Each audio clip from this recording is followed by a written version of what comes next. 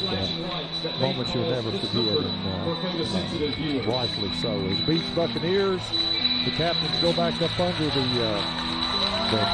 dry fall goes out, and here come the Buccaneers.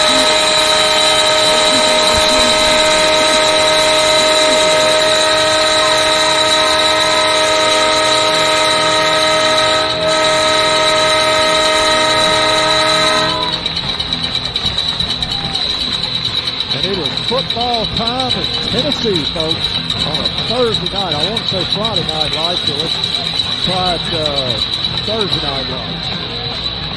And see Sam Cruz down there, number 9. He's in street clothes today. And he said he will not be starting on defensive end, getting him healthy for the region schedule.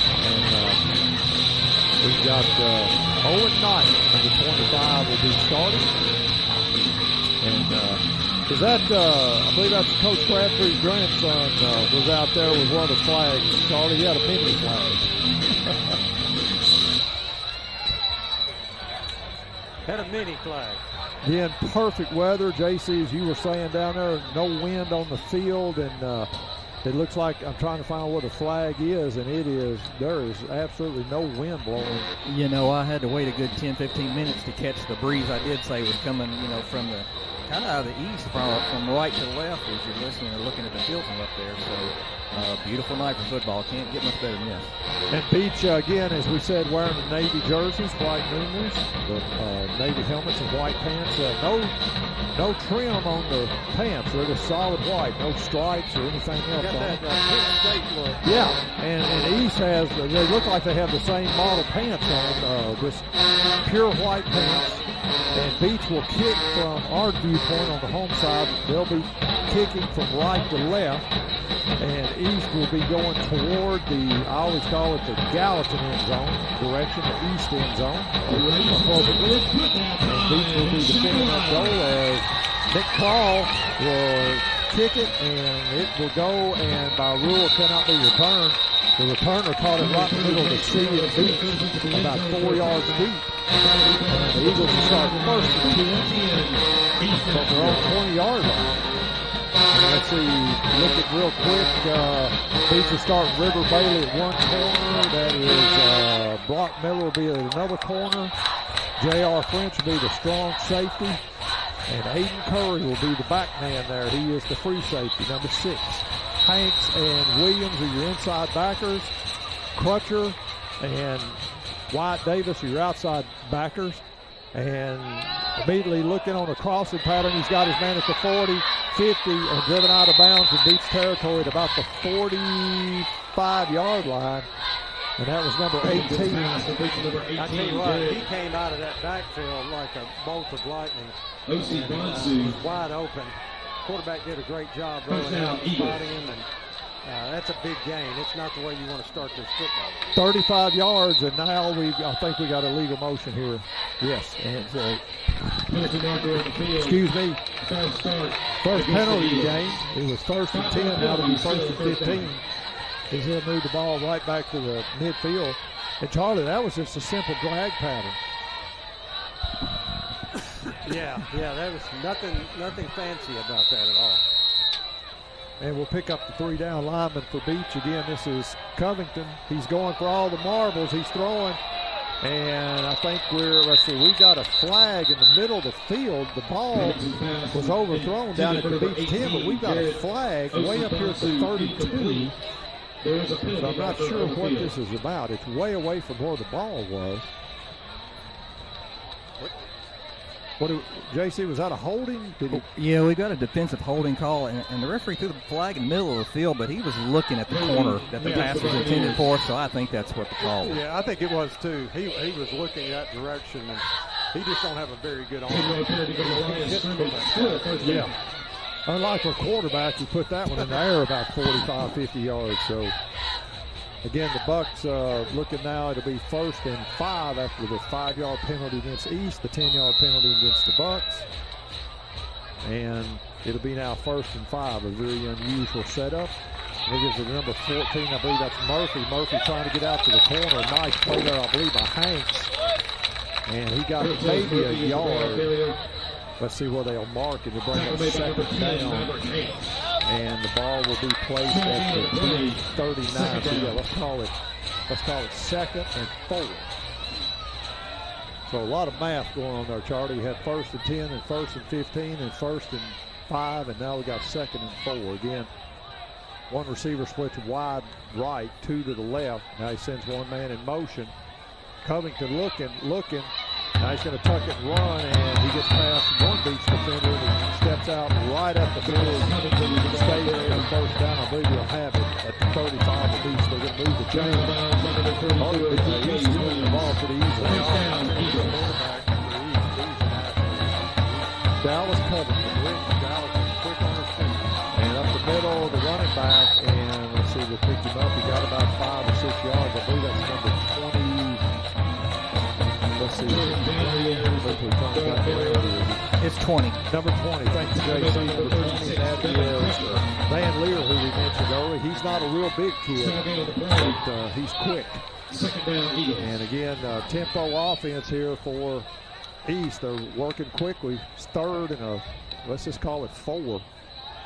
And let's see again, Covington throws out in the flat, and he's got a man wide open and 6 points.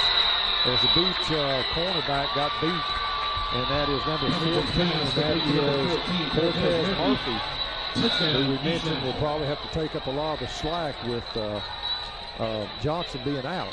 That didn't take long. No, it did. And he was wide open. He had to slow down to keep from running out of bounds. Well, I can do the math on this. It's 1 minute and 34 seconds. 11 gone in the first quarter.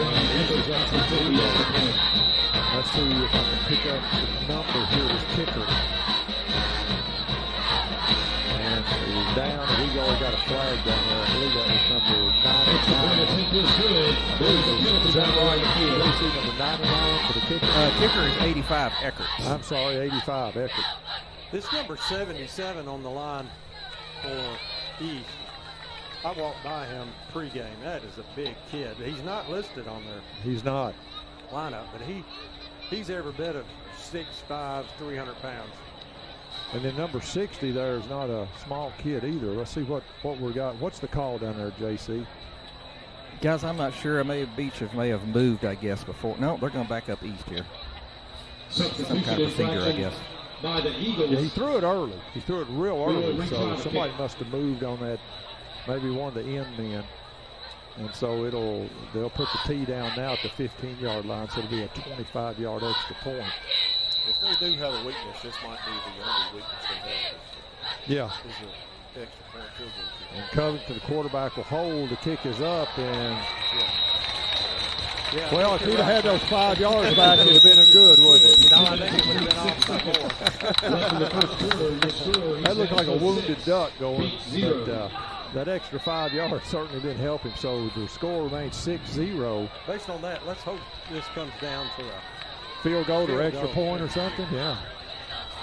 So again, this may be one where the over on the spread would be the good play here. So let's see what Beech can do. They got to respond. And Beech, let's see, the front line is number 29. That is Landon Johnson, Crutcher, Owen Knight, who will be starting at defensive end, or he was starting at defensive end. He's in the middle. Caden Campbell and Champ Nix. That's your front 5. And at the 30-yard line, you've got 3 other players: Curry, White Davis, and that's J.R. French in the middle of the field. D.K. Williams is at the 20 by himself in the very middle of the field. And then deep at about the 15, dual safeties, that is Swafford and Laster. So that's your setup for the. And the kick goes, and it's not a particularly long kick. Swafford will take it to the 17-yard line, comes straight up the middle. He's got a little bit of a hole up to the 40, and he's all the way up to the Beech 42, and the ball down at 43. So probably the Beech starting with real good field position. They did. We've done a terrific job this season so far on kick returns. So maybe this will give us what we need. I tell you what, you were talking earlier about getting the ball in the hands of Laster. No doubt, that's a great strategy. I tell you what, Kaden Powell's size, it would be hard for me not to just pound it until it doesn't work anymore. I think you're right. I think they're going to get a heavy dose of the power game. And they fake it to Crawford, and right on cue, Charlie. Powell passed about 3 Eagles, and he's down to about the 42-yard line. They really thought Shelton had the ball and tackled him, but Powell gets the 42, so that is a first down at WHINradio.com. First down again with the Ponce Law Broadcast Center.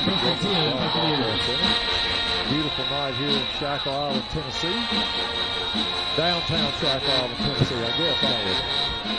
This is downtown as we're going to get Shackle Island. And again, man, I tell you what, Jack Boots, man, when you see him, he is just like a head taller than everybody on the field at 6'9".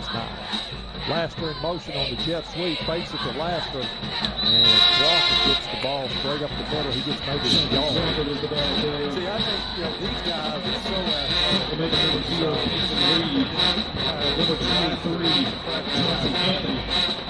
Match up well. Take Powell in this match. Right. Guys,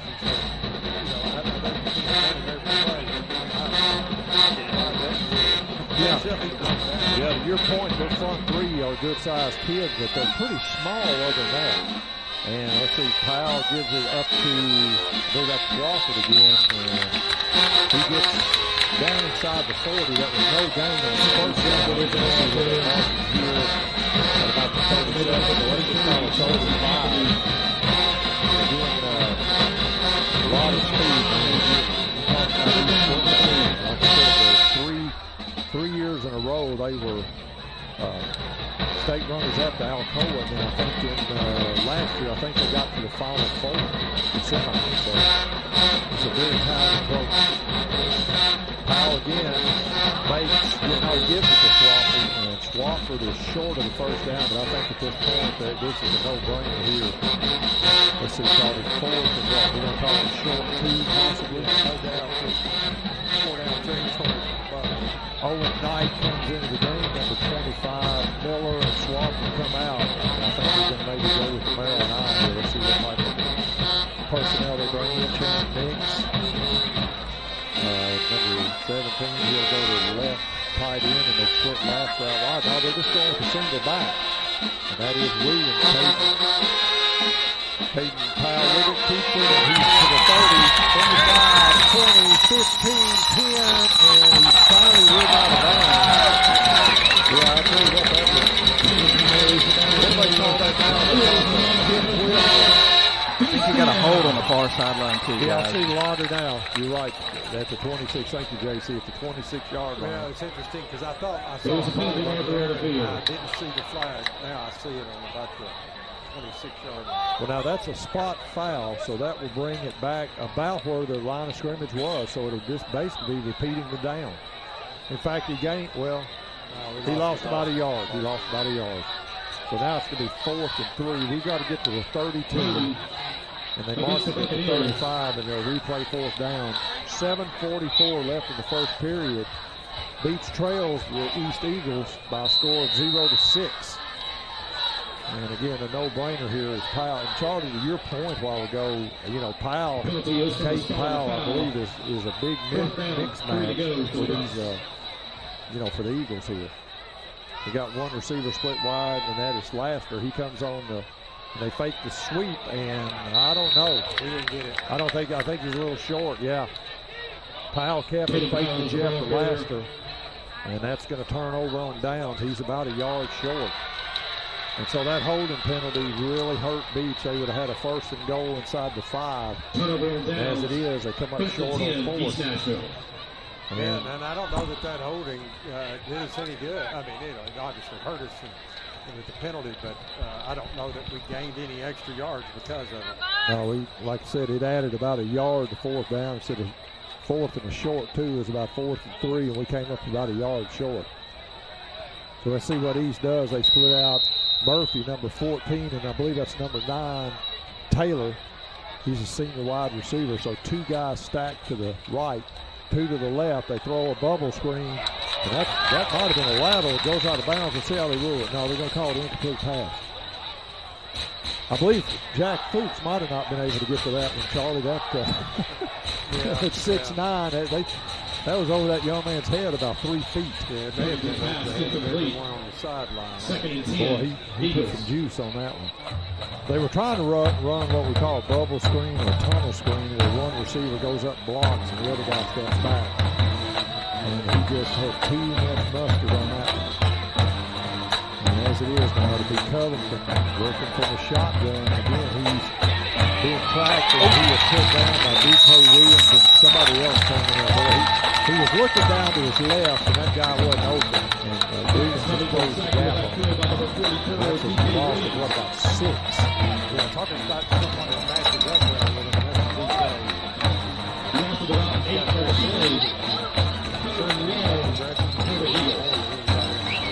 Hello to Brennan Haywood up in the good job.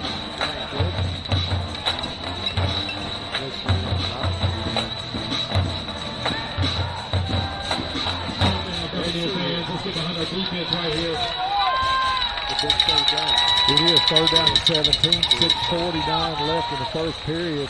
And Covington faked it, and he turned around, and that was B.K. Williams again. Man, he read the playbook on that one, Charlie. They went in power reverse on that drive, so it's going to end up being 4th and half an acre as they spot the ball at the East 17. Laster will drop back to about his own, the East 47. Let's go, Mr. Laster. It's time for us to make a play here. JC, I think that's the same young man punting that was the kicker also, and the ball is kicked, and not a particularly long kick. Takes an east bounce, and Laster lets it go, and it's going to end up having a good roll, and it will roll dead back at the Beech 40. So that ended up being about a 47-yard kick. And the Bucks will go on offense once again with 5:56 left in the first period. Beech trailing by a score of 0-6. Let's see if we switch anything up here, Charlie. I think I'm going with what was working, and that was Kaden Powell. Jack off tackle and around the ends. Jack Becker, number 2, is in the game. He'll go wide right. And Laster, the sophomore, will go wide left. And Powell gets it, throws out, and he's got Laster up at about the 44. He gets past one, and he's at 50, 45, and he's finally corralled out of bounds at the 40, I believe. That's going to move the chains for a first down. Radio.com first down at the 40. And again, our kickoffs are sponsored by the Sumner Prevention Coalition this year again. And hopefully we'll get our first score from William Stiles Country Financial here in just a few minutes as Laster splits wide right. Hello to the Dunns listening in again, this time from South Carolina. And they give it to Swafford up the middle. He gets past one man, and he's thrown down at about the 32, so a nice 8-yard gain. And that will be second, and let's just call it about 2. Again, if you're just joining us, East took the opening kickoff and drove it with ease in for a score. About a minute and a half. Yeah, they were in hyper mode there, I tell you. As let's see, is that Becker again splitting out wide right? Laster's in the, or left, excuse me. Laster's slot left, but he goes on the jet, gets a fake, and Powell punishes a couple of Eagles, and he's got an easy first down as he's inside the 25 to about the 23. That is a wonderful these guys looking out of the air hole. He's coming out. I believe he started like that. Number 4 was in on that. Yeah, they list him at 6 foot 200, so he's only giving about 40 pounds away to Powell. And a lot of people don't realize just how fast our quarterback Kaden Powell is. I've heard rumor that he is the fastest or one of the fastest kids on this team. And he gives it to Swafford, and Swafford inside the 20. And he gets nice yardage down to about the 17-yard line. And with 4:25 left. JC, that keeper by Powell straight up the middle, it seems to be the best play for Beech right now. Yeah, it's on the boring side of football, but it's effective, especially with the size that we have on their linebackers and secondary. So we're going to see a lot of that tonight, I believe. Yeah, like as you said, they've got some size in the front three, but after that it kind of drops off. But they are extremely fast. Now Swafford in on the left side of Powell. Fakes it again to Laster, and he runs over 2 or 3 Eagles and still going inside the 10 to about the 8. They're starting to feel number 13 bearing down on him. My goodness. Exactly my game plan is just running him till they don't want any more of him. 3:40 left in the first period. Beech knocking on the door after their first drive came up about a yard short on a turnover on downs, and now they have it 1st and goal. Let's call it the 9. And now we're going to Maryland I think that's Barrett Brown. 0 is the front guy. They give it to the tailback, and that's Swafford. Payday. And the touchdown.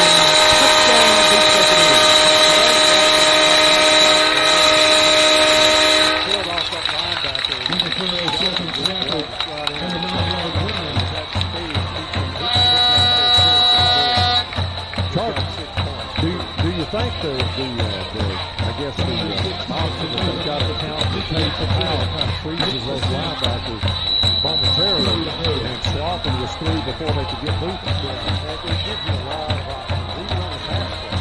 Mendoza will try the extra point, high snap, and it is fumbled. And I thought Beech would get a 1-point lead. Now, that wasn't Thomas's fault. The snap was high. And Aiden Curry, he's been so good, he just couldn't get to that ball. And it was fumbled away, and that remains 6 apiece. So we're not going to count that as a missed extra point for Thomas. He's at about 70 in a row now, to going back to his sophomore year. Had a real fast guy. Yes, sir. 60-yard drive. Kaden ended with a 9-yard touchdown run for once again, Buccaneer fans, do not pick up your program for the 2025 season. Those are on sale at the table beside the old concession stand. $20 for those. That is a William Stiles Country Financial first score. William Stiles is your insurance agent in Hendersonville and Sumner County. William and his team bring you your Beech Buccaneers first score of the game every week. Let William and Country Financial help prepare you for your future with insurance protection to achieve your financial goals. William Stiles is proud to sponsor Sumner County football on WHIN and WHINradio.com. And that was the Quebec Nazarene touchdown. We'll hear about the fine university. I guess you call that downtown Nashville. A beautiful campus down there, Quebec Nazarene. The ball hits. And hits it about the 11. And let's see, we're going to lose containment here. And we got a flag as, let's see, he ran him down finally. That's a big 41. It's going to be coming back. Yeah, the referee threw it at the 20, and that is, a blindside block. I think that's the symbol they use now.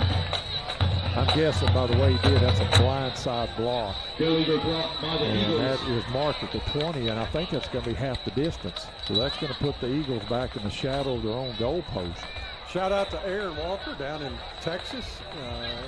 His grandson, Owen Knight, in the game, started tonight. So hello to him. And also, Alan Riggs, his past now, one of the greatest men I've ever known. He actually played for East. Okay. And now his name is Papa. Okay. The connections with East High so goes Absolutely. on. My mom is a proud alumnus of East as well. So from the 10-yard line, they give it to the running back, and he's up over the 10, 15, 20. And let's see, he's up to the 30, 35, finally driven out of bounds up around the 40 by Curry. And that is number 20, and that is Jordan Van Leer. Another connection to that, and this I think has some connection to your daughter-in-law, Terry Douglas, good friend of mine, long-time girls basketball coach that East passed away a couple of years ago, fine gentleman. knew him from McDonald's of all places, and Terry, fine gentleman, and he was I believe in relation to your daughter-in-law, and he, as he said, he coached at East for many years. As Covington now trying to get outside, and he finally finds his man, and he's in out of bounds. That's number 3, and that is Damian Elder. He's out of bounds at the Beech 46. That'll be a first down. He was so patient on that play, waiting for somebody to come across the field and get over. And then he hits it. And Covington will go in the shotgun again. He gives it to his back, and that is 0, I believe. Boy, he took a shot. No, it's number 8. I'm sorry. That's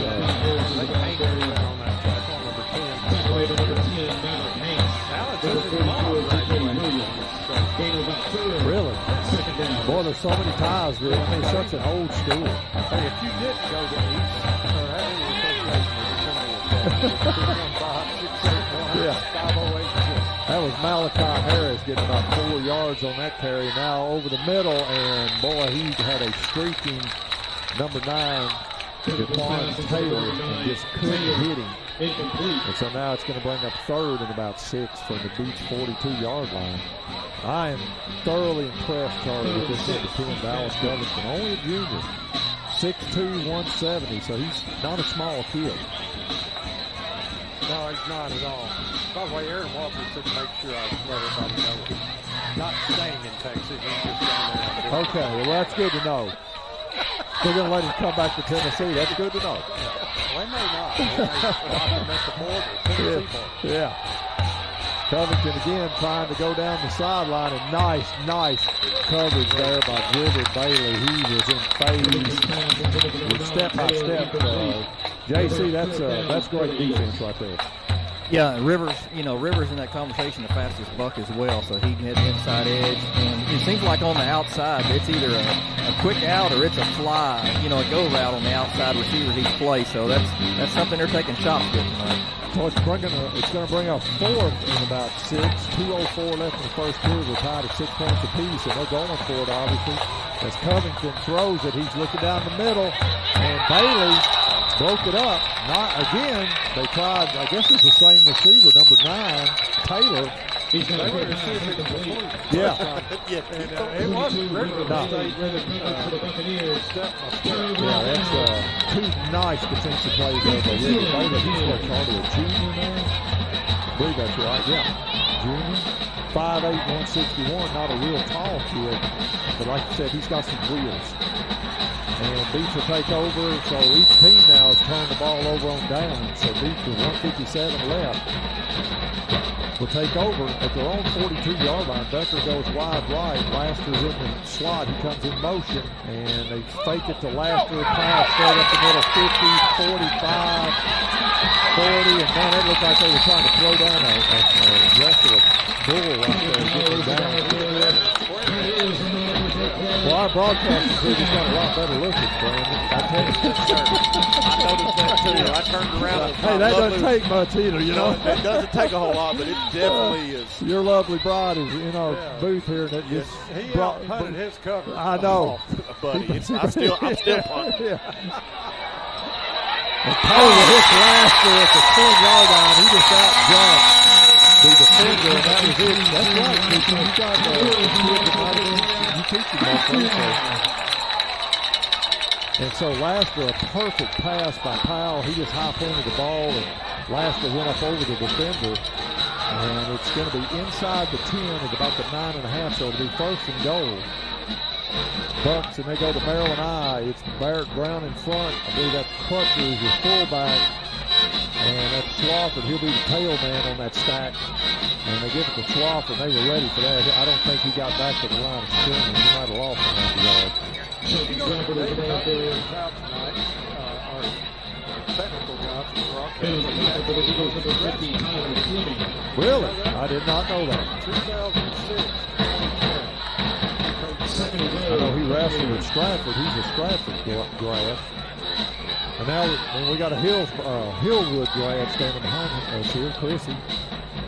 We got a sprinkling of Nashville High School, Madison, Hillwood, East, They give it to Crutcher, the second man through, and again, yeah, he got stacked up at about the line of scrimmage. And so let's see if they go back to Powell. And that'll be the end of the first quarter. We'll take a break with you. At the end of one, it's your Beech Buccaneers 6, Beech Nashville Eagles 6. We'll be right back with more Beech Buccaneers football. The Social Prevention Coalition's mission is to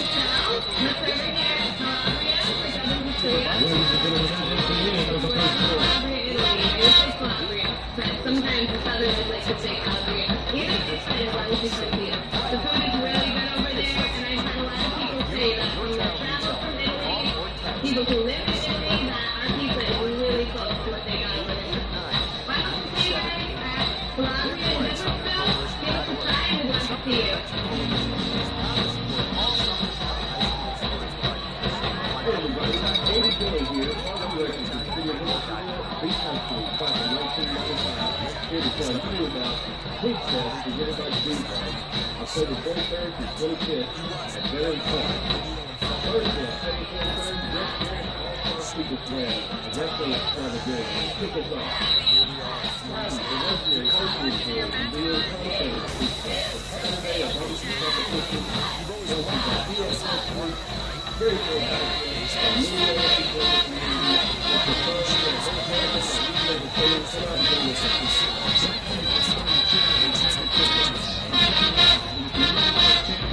That's Larry Maynard with Allstate Insurance. Give him a call at 615-452-1500. 615-452-1500.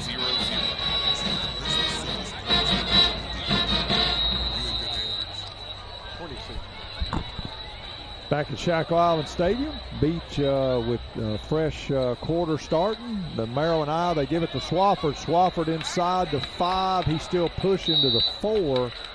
And now it's decision time for Coach Anthony Crabtree. 4th and goal from about the 4-yard line. And again, that was the first play of the second quarter. 6 apiece. Big play. Yeah. And I think there's no doubt about it. Kaden Powell gets the play from Coach Crabtree, and it's all go from the 4. I'm making a fake to Shelton, and then have Powell take it around the right side. And let's see what this big offensive line can do here. As Powell goes under center, he's got the Maryland Eye behind him. Barrett Brown is your lead back. Crutcher is your fullback. And Beech may be trying to draw him off. No, he goes back under.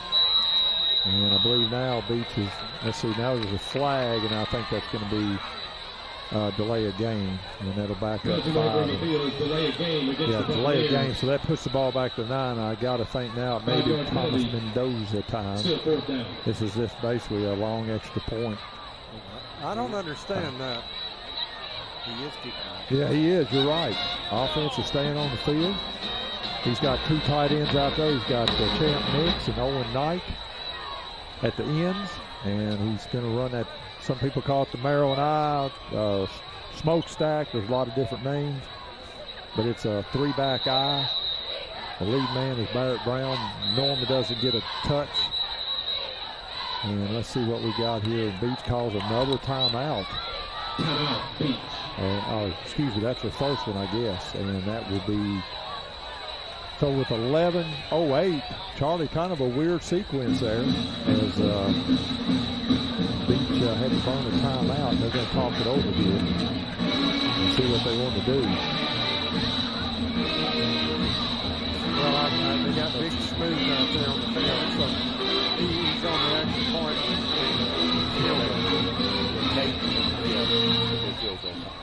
Yeah, number 73. I was trying to call some more of these names. Kids going out there. You got Sawyer Hicks, number 73. Caden Haygood, 72.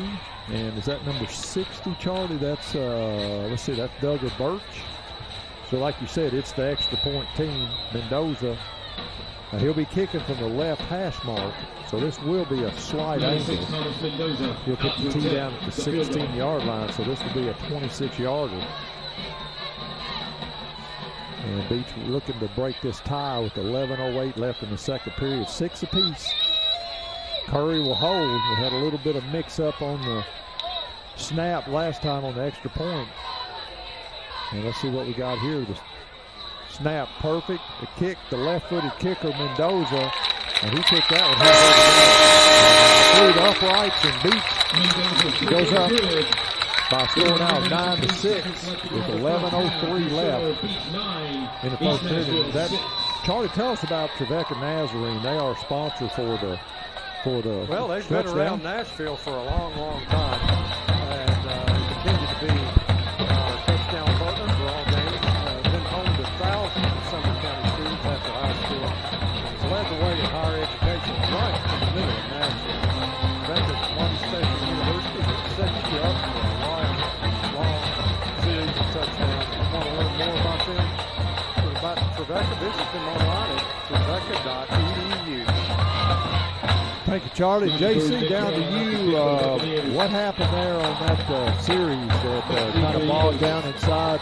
We were having success, but they seemed to, 2 straight plays, they clogged up the middle. Yeah, I think the success, we had on it the last time going in for that first score, thought maybe that the Maryland Eye was the way to go, but give East credit, they stacked up and held us there, forced a field goal. Nate Crawl will put his big foot to it, and it'll be taken at about the 4-yard line by, I believe that's Murphy. And he's up around the 20, 25, 30. He gets outside, and he is finally wrestled down at the Beech 40. He did have a block in the back at about the 50, but I don't see any flags. I don't either. I thought maybe the referee was standing back at the 30, but no longer on the field. So East with a great return there, and I believe that was Murphy, number 14. And they're back in business at the Beech 40, so they're going to play with a short field. And let's see what Dallas Covington and the rest of that Eagle offense can do. Again, 10:50 left, second period, 9-6. Beech goes up on the Thomas Mendoza 26-yard field goal. Man in motion, Covington gives it, I believe that's Van Leer, number 20, and he goes off the right side for about 2. Is tonight televised? No. Okay, well, I thought it was. I was telling people it was on televised. I guess I thought it was because it's a Thursday night game. I did too. I mean, I thought, let's see, what do we got here? We got a legal shift. There must have been 2 men shifted at the same time, so that'll back up. The Eagles, that's a 5-yard penalty, but let's see, does Beech have the option to, I think they have the option to decline. They may take the results of the play. Let's see, that ref Whitehat's asking. So the shift is refused. The results of the play are about a 1-yard gain. So Coach Crabtree said, nope, don't want the penalty. I'll take the 1-yard play. So it's 2nd and 9. Yeah, and it is not on TV. Well, of course, it's on Huddle. It's on Huddle. Yeah, I was looking for the crane, the big scissor lift with the cameras and all. I'm like, where are they? Covington, again, he eludes a blitz from the outside. That was Wyatt Davis, and now we have a flag. And as Covington gets a first down, but the referee threw it a little bit late. He threw it late, way behind the play. Holding. I don't know. I'm glad we are beneficiary of a holding penalty there, but I thought one rule was always it should be looked at as whether or not a holding on a play. It has nothing to do with gaining yards or interfering with the ball. I don't know why it's holding, but that's the rules of the game. But many times it has absolutely nothing to do with the play. Covington, the slant play, and he catches his man coming across the middle, and that is number 3, and that is Elder, and he gets some of that yardage back. Charlie, I have a good friend that coached, he was a referee for about 17 years, and he always told me, being a line judge, he said his white hat that he worked with always said, look guys, if it doesn't affect the play, keep the flag in your pocket. And I think that's a good policy. I think a lot of younger refs are more flag happy versus later in the game. So. 3rd and 9 now as Covington rolls to his left, looking, he's got his man out in the flat, and that's number 9. And boy, he took a shot there from River Bailey. And he's going to be right at the sticks. I think he might be about half a yard short. The ball will be spotted at the 31, and it is 4th down. Yeah, he got stood up a little bit. Rivers took the wood on him. 31-yard line. Here we go, 4th down, and Covington has it in the backfield. Yes, nice play by Owen Knight. He didn't tackle him, but he slowed him down. And Clutcher comes in and cleans that up. So giving a fifth to Owen Knight to tackle the Clutcher. And a big stand there by the Beech Bucks. Beech had the ball 1st and 10 at the Beech 40 after the kickoff. And Beech bows up and takes over on downs. He actually lost about a yard.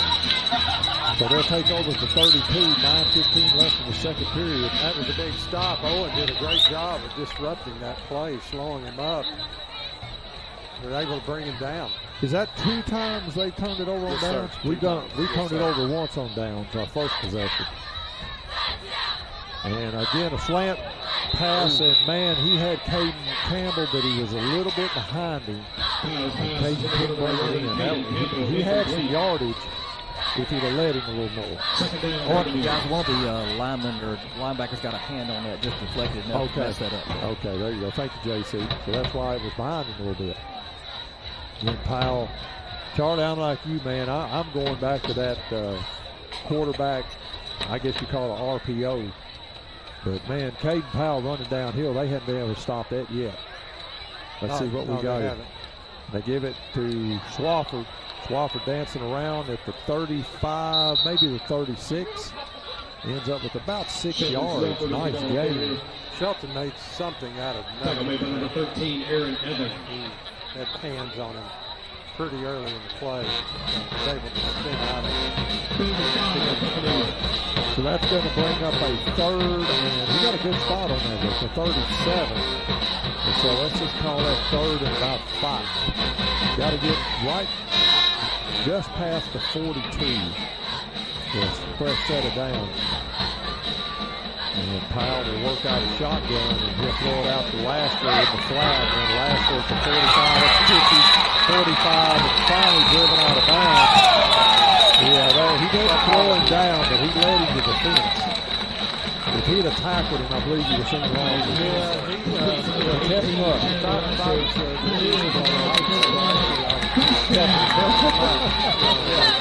He didn't look like it. And that's a WHIN radio.com 1st down.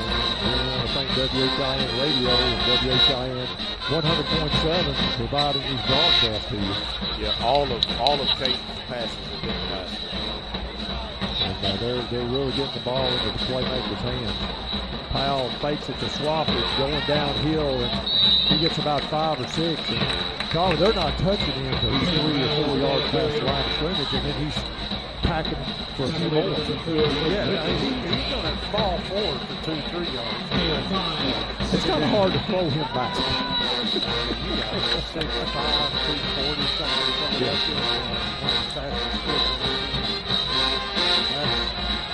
That's a tall order. And the big boys up front are doing it too. I mean, we'll give him some love here in a minute, but those 5 young men up front are getting it done. Fakes it to Laster on the jet, gives it to Swafford up the middle. He's going to be a little short of the 1st down. They're going to mark him at 29 east of what's as good a spot as I thought he'd have. He's going to have to get about, well, let's just call it a short 2 yards. Jonas Green, who's notorious for staying into his block. He's blocking that kid 15 yards from the play. Wholesale substitute. 40 yards for Swafford. Go ahead, you guys. Go ahead. Here we go with the Maryland Eye. This time it's Balthazar who's your lead back.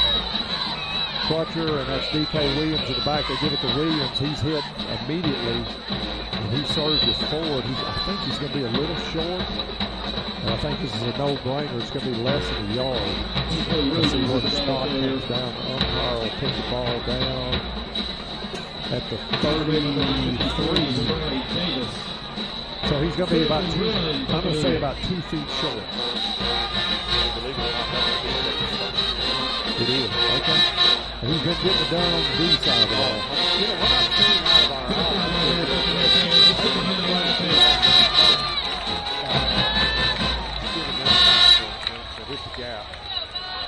Powell takes it, goes off to his left side, and he just drilled one of their the safety.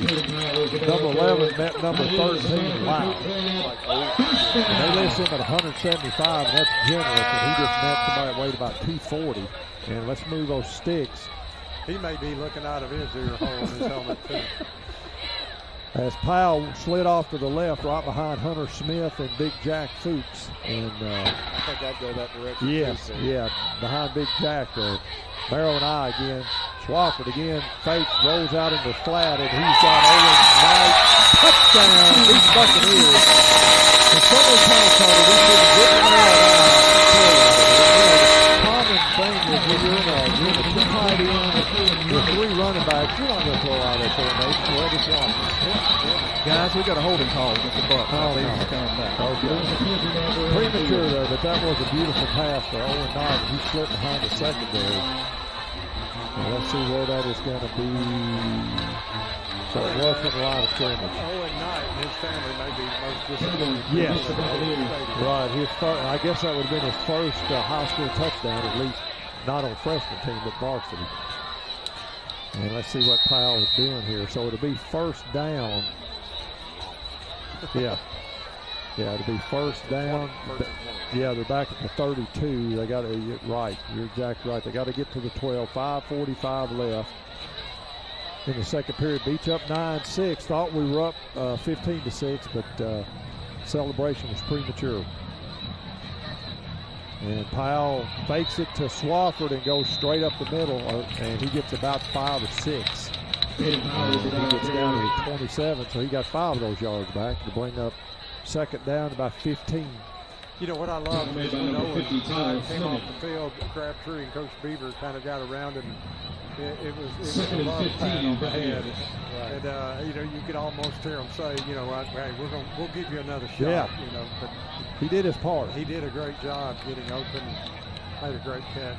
Laster splits way wide left. The ball's on the right hash mark. He's way to the left. Powell again, he'll throw it out in the flat equal, and Laster can't bring it in.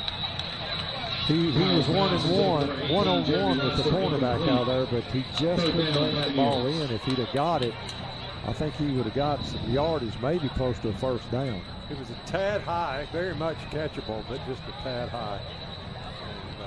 And probably heard some footsteps too. Ball at the 27, 3rd and 15, but I got to think here at this range, Charlie, we're talking 4-down territory, because this would be a super long field goal for high school, about a 40-yarder. So I believe Beech will be looking at, as Powell again avoids a hit, throws it into the sideline. He had a guy in the back of the end zone wide open, didn't see him. And it was Kaden Powell to Caden Campbell. And he just ran out of real estate. The ball was thrown a little bit to the outside, and he was out of bounds. And he was getting, Caden Powell was getting hit.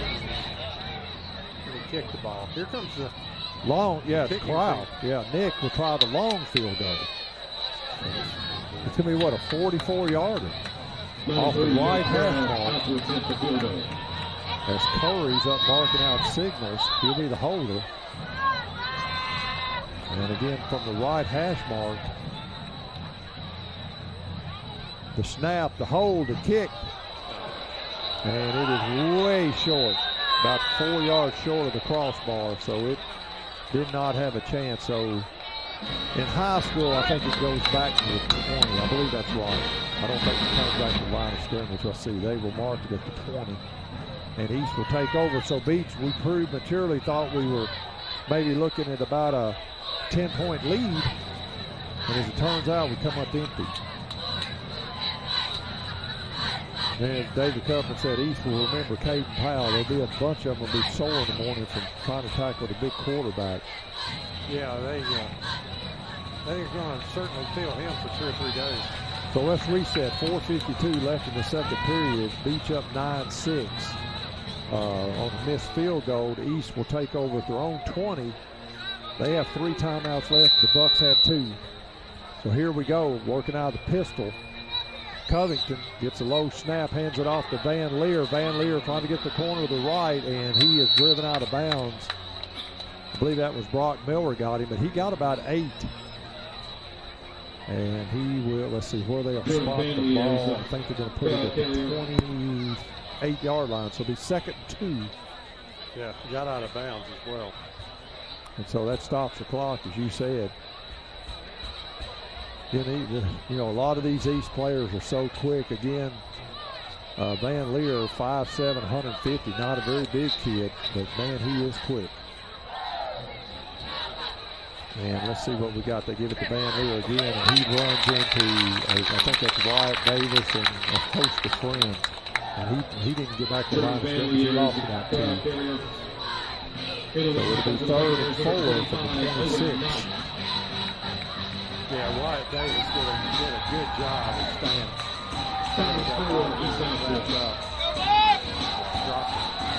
Three receivers split to the left. J.R. French is out there. Clutcher is out there. So Covington with one running back, and he got hit, but he got the first down yardage up to number 22 on the pass, and that is Victor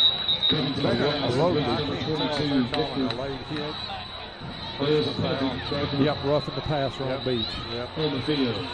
To me, that's a tough one because you know you're running full speed, and that was just a half a second after the throw. Let's see, personal foul roughing the passer on Beech. The bad thing of it is that's tackled at the end of the run. Because I think they call that a dead ball foul.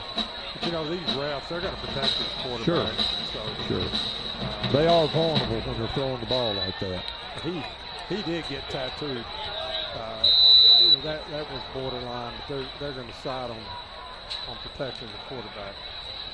They give it again. That's Van Leer trying to get outside, and a nice play there again by Wyatt Davis. And then one of the East ball players was trying to tackle Wyatt as he's tackling the running back. So that's a loss of about 3. As we're at 3:40 left in the second period. Beech holding a 9-6 edge. You know, East brought a few fans, Charlie. They got their band. They did. They got quite a few here. Of course, it's not a long drive from that area of Nashville. And Covington again backs up. He's looking. He's going for the whole shebang, throwing and a nice play and intercepted by Brock Miller at the 1-yard line. Brock just went up and took it away in the air. Looked like they were going to come down simultaneously, but Brock just took it.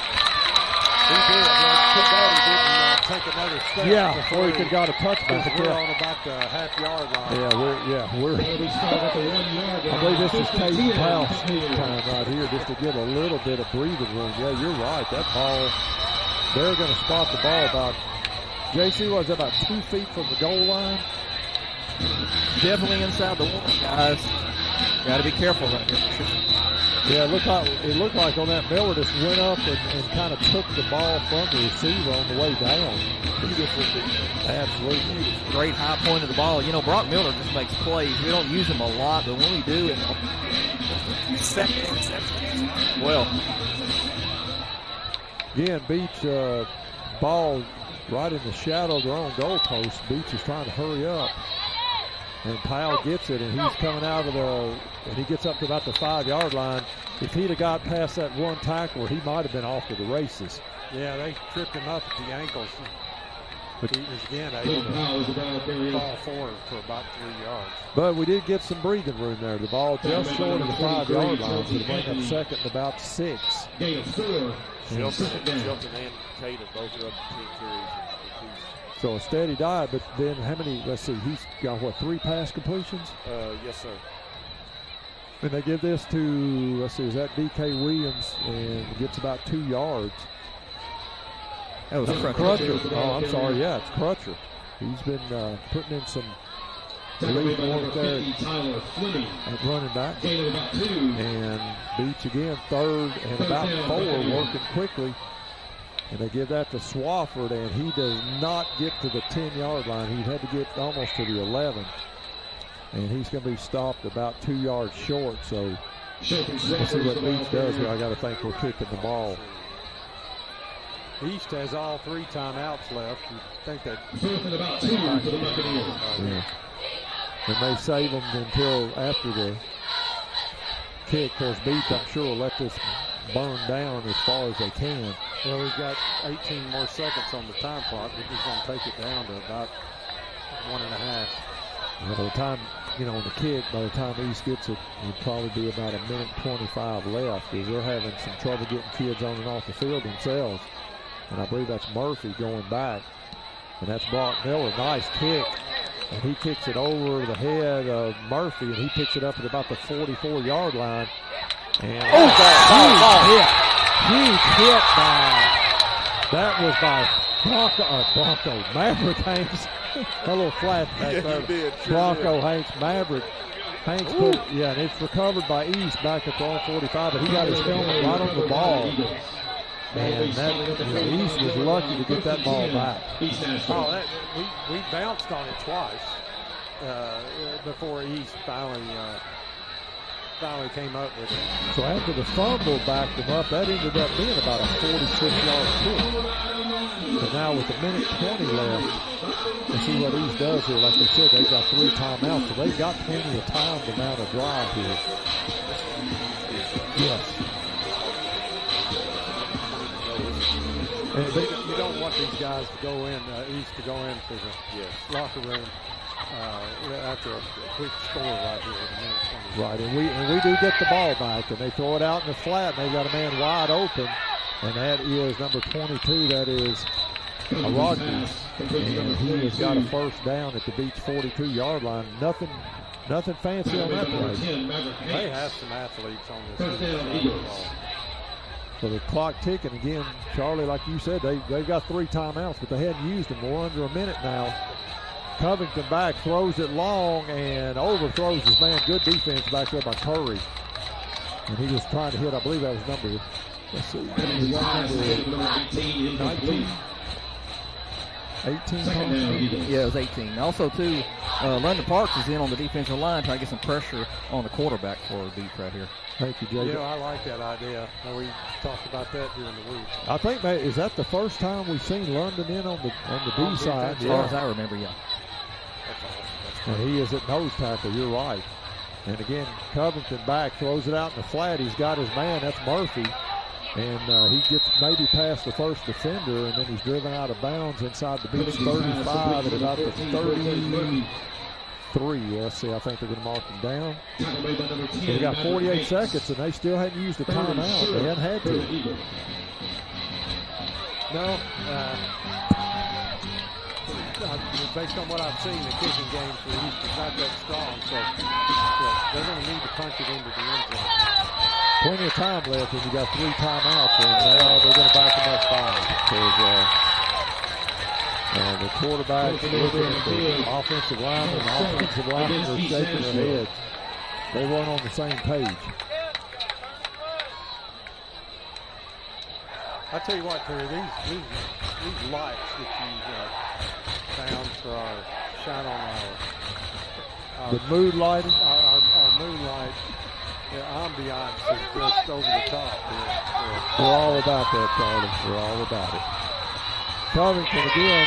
He's trying to. Wyatt Davis was in pressure, and he had a man and overthrew him. Nice pressure from Wyatt, but he had number 18 down there open. And just too much juice on that one. Had London. I don't want London hitting me, I tell you.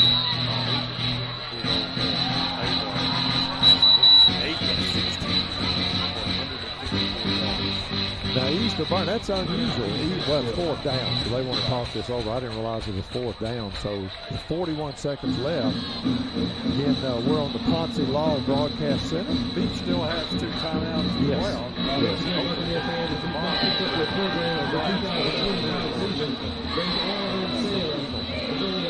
Remember, if you've been seriously injured, you want Michael Ponce. He's Sumner County's own. He grew up in Sumner County and started Ponce Law more than 30 years ago. So let Ponce Law provide a free consultation if you've been injured in a car accident or hurt on the job. You have nothing to lose by calling and finding out what to do next. They offer a no-fee guarantee, and you can even open your case over the phone. So call Ponce Law, 615-851. 1776. That's Ponce Law, Justice for All. 615-851-1776. And I want to thank all our sponsors. And just a huge play here. 4th, and let's call it 6. And it's on the 38-yard line. And let's see, what do we have here? We got the white hat running in and covering the ball. He's communicating with the back judge. I think it's something about possibly the clock. Yeah, they want to get the play clock on 25 instead of 40. We're ready to go now. Gotcha. Here we go. 4th and 6 from the 38. Sends his man in motion. Here comes the late blitz, and that is, he has made 2 tackles, and now he's down to the 30. And he runs out of bounds at 26, and he's got a first down. And, boy, we had 2 guys, Wyatt Davis and who was the other one? Was it DK? Had a shot at him. This kid's strong, and he's athletic, but, you know, very strong kid to get out of those two tackles. Athletic, quick, fast. I mean, all the above. He's got it all. Yeah. And to pull out of that, he had to have tricks up his sleeve. So it'll be 1st and 10, and Covington, the snap is low, and he throws it. Oh, man, they're going to get number 1, I believe that, yeah. He was trying to get it, I believe, to number 1 or number 3. And the Beech defender was too much hands on him there. And that's going to be interference. That's a 15-yard penalty in high school, but it's half the distance from here. So they'll end up marking it at about the 13-yard line. 1st down. 26 seconds left. Man, how big was that play back here when we had their quarterback at a loss, and he escaped and moved the chains. Yeah, he broke 2 tackles, and I mean, you know, that again, that was just pure athleticism and strength. He's got Van Leer, number 20, to his left. Again, Covington looking, throws it over the middle, and he one-hopped it to his intended receiver, and that was Jared, I guess it's Osai Bonsi. I know I didn't get that right, but that's my best effort. So it'll be 2nd down, 23 seconds left, 2 timeouts. Boy, we need to stand right here. Barrett Brown coming out. Hunter Smith, number 59, will go in. As you said a while ago, Charlie, London Parks is playing that nose tackle, trying to exert some pressure on Covington. And it's worked. Yes. Covington working out of the shotgun. And he'll look to his right. He's looking now. He's going to try to scramble. He's got it, and I think he's going to be into the end zone easily. He goes in untouched. And Beech takes the lead with 16 seconds left in the first. After that one guy went by him, there was nobody contained on the left side, Charlie. He just took a Sunday stroll into the end zone. Well, he had good field vision, saw the opportunity, knew what he was capable of, and just walked in. I tell you what, it goes back a game of this, but, we had Owen Knight with a touchdown here and got called for holding. And that ended up with a missed field goal. So that was a huge swing. And again, it's 12-9, and this is number 85. This is Eckert. He'll be kicking for East. And he puts the ball down. I think he's wide. No, he's in. He snuck it inside the left upright. Well, it didn't look good. I thought he was wide left. And as it is, with 16 seconds left in the first half, Beech goes down by a score of 9-13 now. Still had 2 timeouts left, depending on how much they could get on this return. Charlie, been a game of what ifs. Both teams have been, I think we've held East on at least 2 fourth down turnover on downs, and our first drive ended up in a turnover on down. So both teams, a lot of what ifs here. Well, like you said, we had a touchdown, called back, weren't able to convert any points on that drive, and then had a couple of plays on defense for a loss. They were able to pull out of it. So, that touchdown here was actually a broken play. Yeah. Well, let's see what we got. Beech will get the second half kickoff as Eckert puts his foot to it. Not a terribly long kick. And it's fumbled at the 22, and now here comes Laster. He's trying to get outside with 30, 35, 40, and he's hit out of bounds at about the Beech 44, so a nice return, but there's only 7 seconds, so the Beech does have 2 timeouts left, but I don't think the math is there to get there in about maybe 2 plays. This may in fact be the way. Johnny Decker, buddy, he is molding up that sideline with his camera, isn't he, in that orange shirt? Yeah, that's not a beach line. That's a highlighter. Yeah, that's not highlighter. It's easy to see Coach Decker, right? He's even got the matching orange shoes on, so easy to see him. Sawyer Phillips at the speed, guys. Sawyer Phillips. That's it. Number 7, we're going long. And he's under pressure now. He'll escape to his left. Now he's going to have to run it, and that will be the end of the second quarter.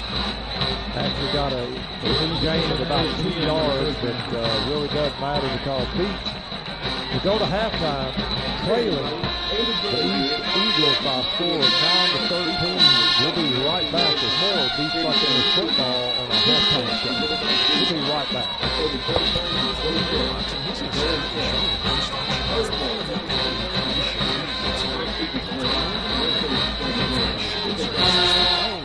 U.S. carriers, including FedEx, UPS, DHL, and the Postal Service. With 2 convenient locations, you are never too far away.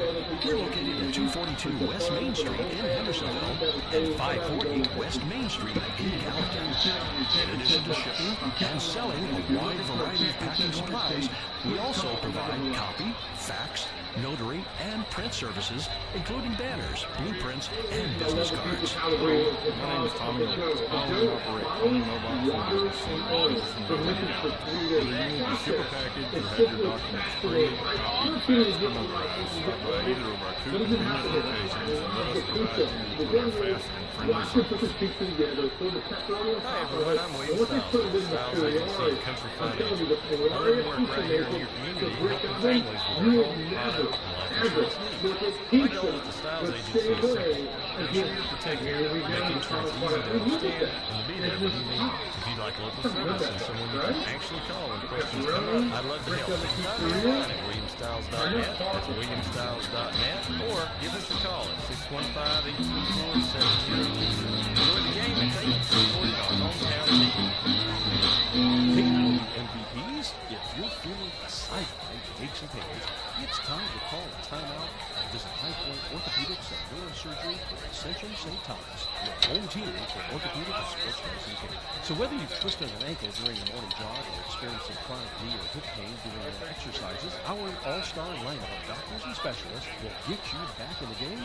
Ladies and gentlemen, at this time, we now like to welcome to the field the 2025 Beech Marching Band. Using the Mako. The band is under the director of Field Commanders Taylor Morrow and Nikki Grail. This year's competition show features music from the greatest showman. Tonight's selections include Come Alive, A Million Dreams, Rewrite the Stars, and The Other Side. Clinics in Gallatin and Portland. Back at Shackle Island Stadium, Beech football. At halftime, Beech trails by a score of 9-13. I want to give a shout out to 3 of my good friends up in Boyle County, Kentucky, Revel, Curtis, and Michael. Thanks for listening in.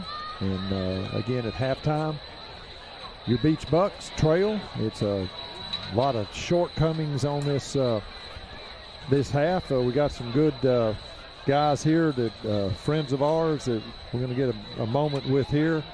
Guys from 615 Preps, and we fit them all in here. Joe Spears and Chris Brooks, and these guys, if you haven't listened to 615preps.com, guys, you're missing it, folks. These guys put in a lot of time and effort to promote Tennessee high school football here in the Middle Tennessee area. And Chris, Joe, tell us how did this project start, man? Scott Burke and I co-founded it back in 2019, and it's our 7th season, so we really started just as football. Okay. More of a podcast and website. Joe came on a couple years ago, and things have kind of taken off since then. All right. Yeah, no, I was doing stuff in Tennessee for a little bit, and I went to On3, kind of got out of it full time, wanted to still stick around high school football, high school sports in some way, and I knew Chris was got, but hey, you know, if you need help, I'm around.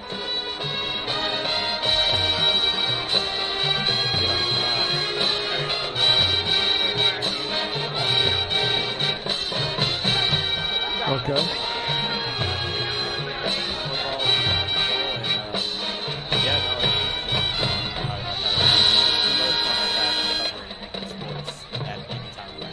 Well, you guys do a tremendous job. Again, we tune in 7 o'clock on Wednesday night. It's a preview for all the upcoming games, and it's normally around 2 hours. Yeah, 90 minutes to 2 hours. Right, and then on Saturday morning, you do a scoreboard show, and that starts at 10 o'clock our time, and you review everything that went on Friday night. Usually have some video clips and stuff like that, some interviews, and if guys, I mean, folks, tune into this. Really want to get this started and promote the kids here in Middle Tennessee. What do you think of the new place, guys? I've been covering games here since about 2008. It's the first time years and years.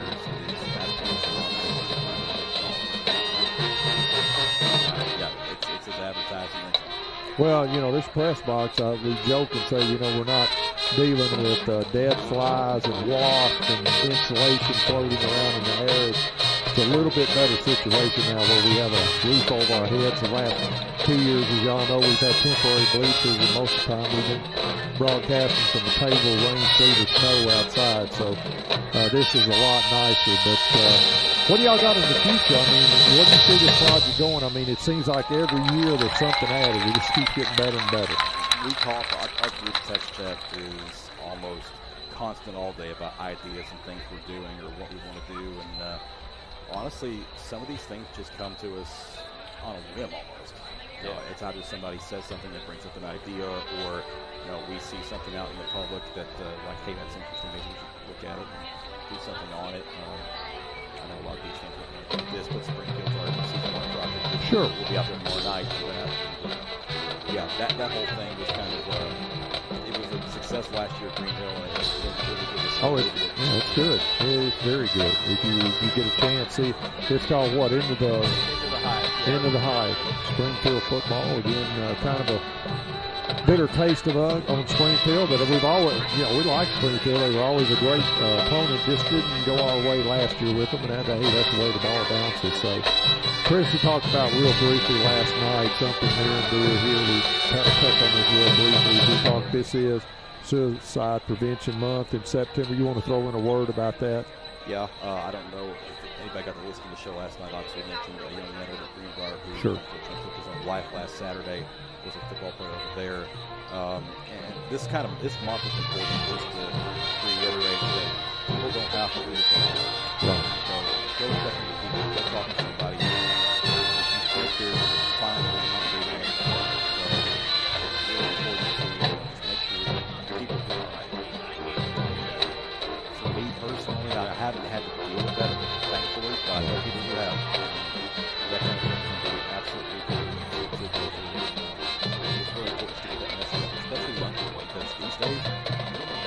A lot of pressure with the COVID, and I mean that's added a whole new layer of stuff with these kids. And I'm an old guy, you know, and back when I was a kid, we didn't deal with half the stuff that these kids do now. I've got a 22-year-old son, and you know he's a senior in college, and just seeing what he went through and the pressures and all, we just didn't deal with that. Right. No, I mean, even when I was in high school, it was very rare to hear about stuff like that. And, you know, it's more common nowadays than it really should be. And, there's resources out there for people to go to, and people that can help. Let people know that you're never alone, even though you might think you are. Keep that in mind, folks. September, Suicide Prevention Month.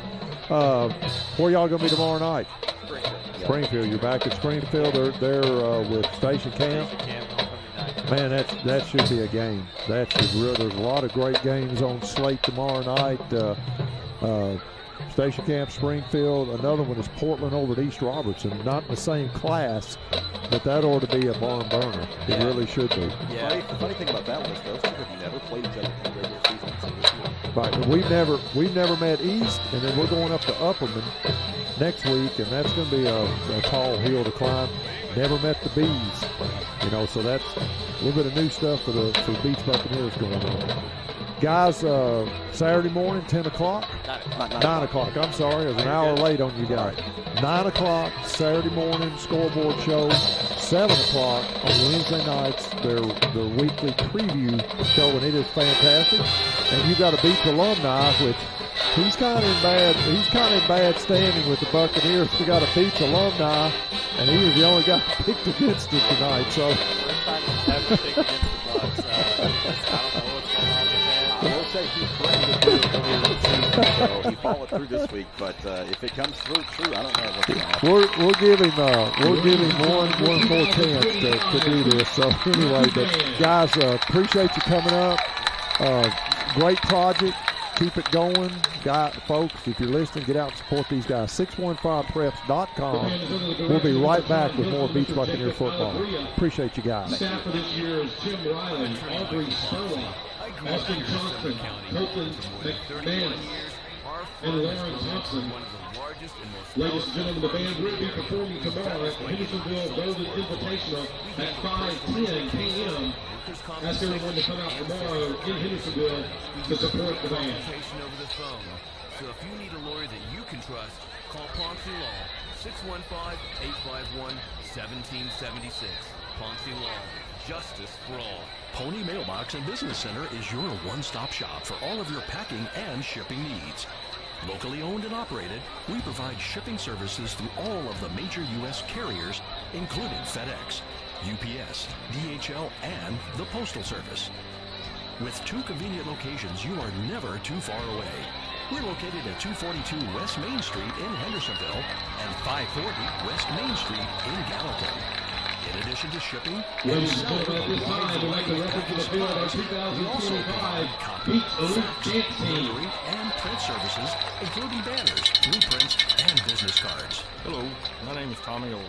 I own and operate Pony Mailbox and Business Center in Hendersonville and Gallatin. Whether you need to ship a package or have your documents printed, copied, faxed, or notarized, stop by either of our 2 convenient locations and let us provide you with our fast and friendly service. Hey, all you MVPs, if you're feeling sidelined, aches and pains, it's time to call timeout and visit High Point Orthopedics and Neurosurgery with Ascension St. Thomas, your home team for orthopedic and sports medicine care.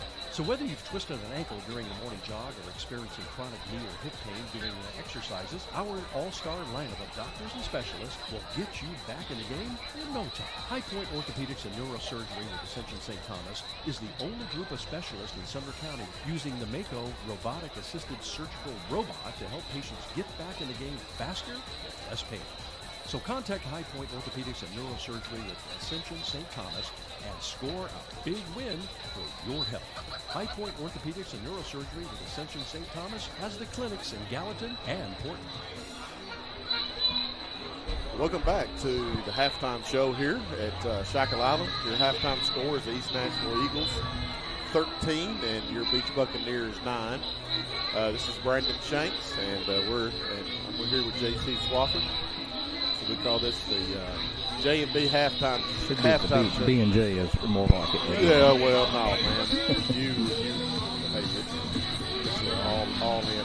So, guys, thank y'all so much. But again, hey, it's kind of crazy first half. I'm gonna go over some stats here for you guys, and like I said, the halftime score is 13-9. He scored just about 20 seconds or so. Yeah, to go right before half. So they have all the momentum coming out of halftime. So would have been nice to hold them on that 4th down and keep them off the board and start the second half of the ball, but it didn't play. The quarterback made a great play. Yeah, made a great play. Got away from DK, ran for about 20 yards, and he's an unbelievable athlete. So give him all the credit there. But I'm gonna go over some halftime stats, and we'll get back out to the It's kind of cool here out there with the Beech Elite Dance Team has got all the dance members and a bunch of other girls out there that have on pink shirts. It's beautiful to watch out there. So that was good. That was a good time. So just a small chill in the air out there. I'm gonna tell you, it's nice to be up here. I wish I brought a light jacket down here tonight. Well, but anyway, so Let's see. We got go over some stats here. Rushing stats. Shelton Swafford has got 11 carries for 42 yards and 1 touchdown. That was about a 7-yard touchdown run there in the first quarter. Then we missed the extra point. Well, actually, it's not what we said, but we did miss it. So that was, and then Kaden Powell is up to 10 carries for 77 yards. D.K. Williams has just 1 carry, but he's done all of his damage on defense. So he's got 1 carry for 2 yards. And then Devin Crutcher has 2 carries for 2 yards. Kaden Powell, also the quarterback. He's 3 of 6 for 70 yards, and all of those have been to Jeramy Laster. He's got 3 catches for 70 yards. So, and then, like I said, Owen Knight caught his first touchdown pass, the sophomore, but it was called back for a holding penalty. So he's been busy on defense tonight too. He's been around and been getting some good pressure up front. He's doing well on both sides of the ball. Yeah, for sure. Beech has had the ball 6 times. First time they got it, they turned it over on downs, and then the second time we went 60 yards for a touchdown, and then we kicked the field goal. I think that field goal was about 21 yards. I should have wrote that down, but. And then we missed a field goal, and then we got the ball on the 1-yard line after the beautiful interception by Brock Miller. He high-pointed that and had a beautiful interception, and we almost got a first down. Almost got out of that. That very first play, or I think it was the second play.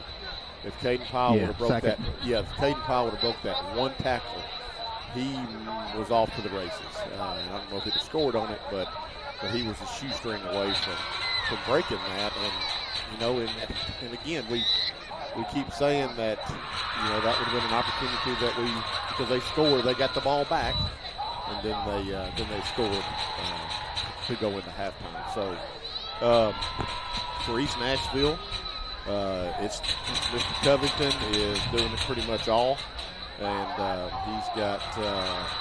he is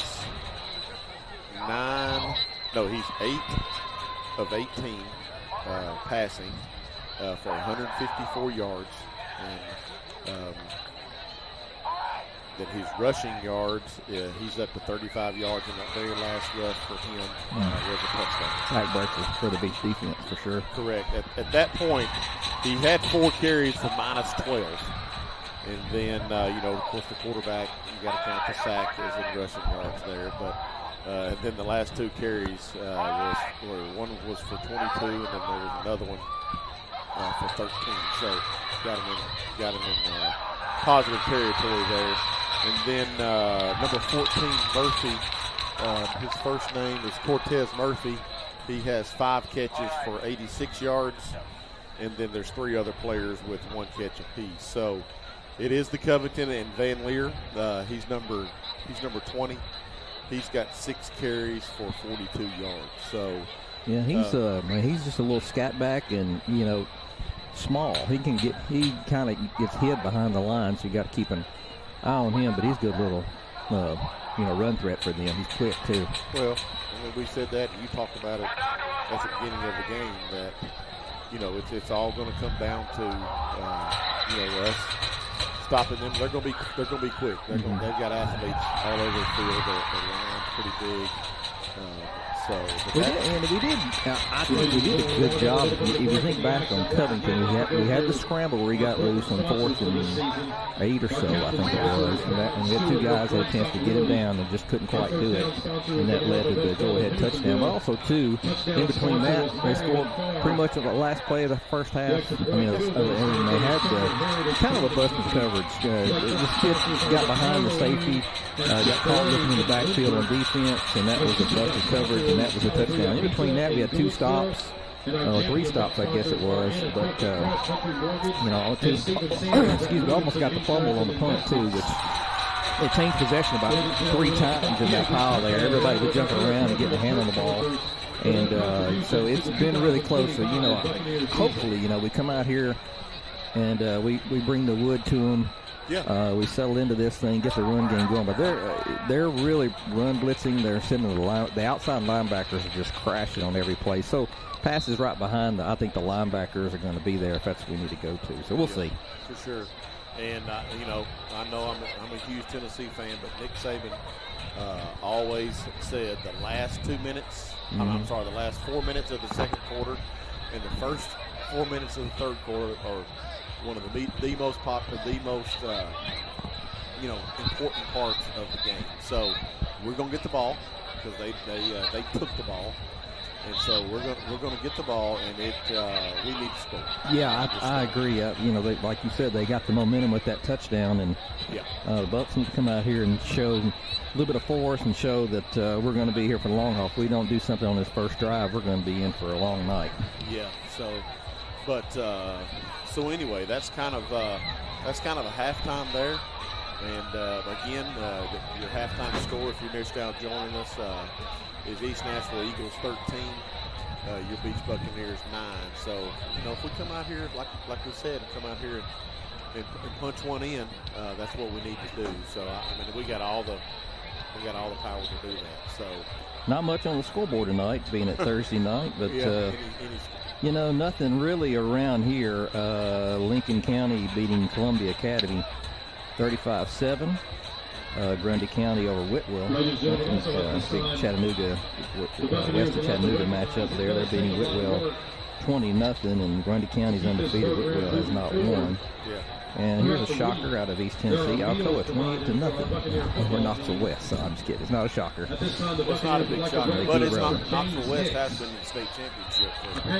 And they're 0-2 this year already. So I don't know if they played a really tough schedule to start or what they're doing there. But and we also need the Bucs to come on out of the locker room. It's time to play. And I think that.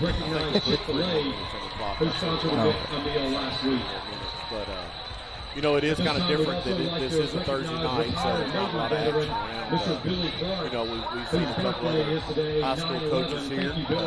We've seen some East Robinson coaches here. They're just coming out here to enjoy some football. Some of those guys have been on the Beech staff before, so they're just here to see good friends. So we'll kind of shift gears a little bit to some college football. JC. There's a big one in Knoxville Saturday. Yeah, it's got that 2:30. Two top 10 teams, is that right? Or Tennessee just outside? We're the top just 10? Outside the top 10. Yeah. So just a big one. College game day is going to be there. So I know my son is going to be there. Do you get a student ticket, or do you have to buy one? Or? No, he got a student ticket. Nice. He's in grad school, so he does still get a student ticket. But I believe they're going to be supposedly camping out wherever they're holding game day at. So it's good to be young. That's right. Because I couldn't sleep on them, or if they get any sleep. But that's going to be good. And I did see today where they were trying to figure out who the guest pitcher was going to be. Okay. It was going to be potentially Dolly Parton, Ron Slay. I think Morgan Wallen's name was mentioned. But they went with Candace Parker. It's going to be the guest picker there. Former Lady Vol, Pat Summit. She won three national champions, I think. Candace did. So. Well, I saw Morgan Wallen's dad earlier. I could have asked him if he was an option, but it sounds like he's not. Yeah, they went with Candace, so that's good. And so I know your Commodores travel to Columbia, South Carolina. Under the radar, that's going to be a good game. I think both teams are improved and off to a good start. So, a night game at William Bryce Stadium. That place will be hopping. Should be fun. Should be fun. But Vandy has, and I'm not a Vandy fan by no means, but I do like Diego Pavia. Yeah, he's off to a good start. I hope he continues. He's got some swagger. Yeah, he does. And he's not. Does not lack confidence. He does not lack confidence. That's a good word. He does not lack confidence, and there's nothing wrong with that. Yeah. He's just a great college quarterback, and again, he's got all the confidence in the world. So, but we will get it back to the A team. Terry and Charlie have made their way back in here from feeding their face from that good food down from Cafe Des Shannon. And so we appreciate that. But again, your halftime score is the East Nashville Eagles 13, your Beech Buccaneers 9. We'll be right back with more Beech Buccaneer football. The Sumner Prevention Coalition's mission is to unite people with vision, commitment, and resources to provide solutions to eliminate substance abuse and make a difference for youth, families, and individuals in Sumner County. We envision a healthy, safe, and thriving community free of substance abuse. If you or your child needs help, call or text Tennessee Redwood at 1-889-9789. Learn more at SumnerCoalition.org. The Sumner Prevention Coalition is proud to support all Sumner Prevention sports broadcasts on WHIN Radio and WHINradio.com.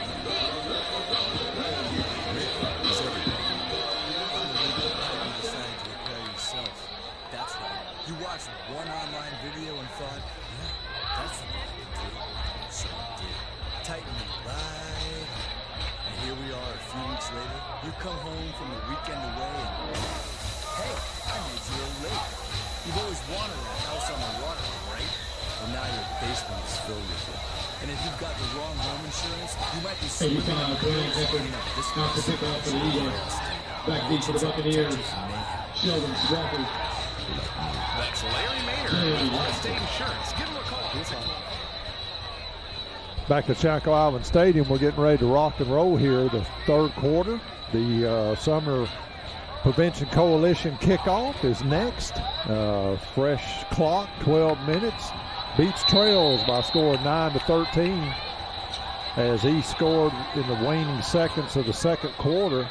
And a short kick taken by Swafford at about the 22, straight up the middle, and he's up over the 30, and he's knocked down at about the 32-yard line. And the Bucs will start right there, 1st and 10.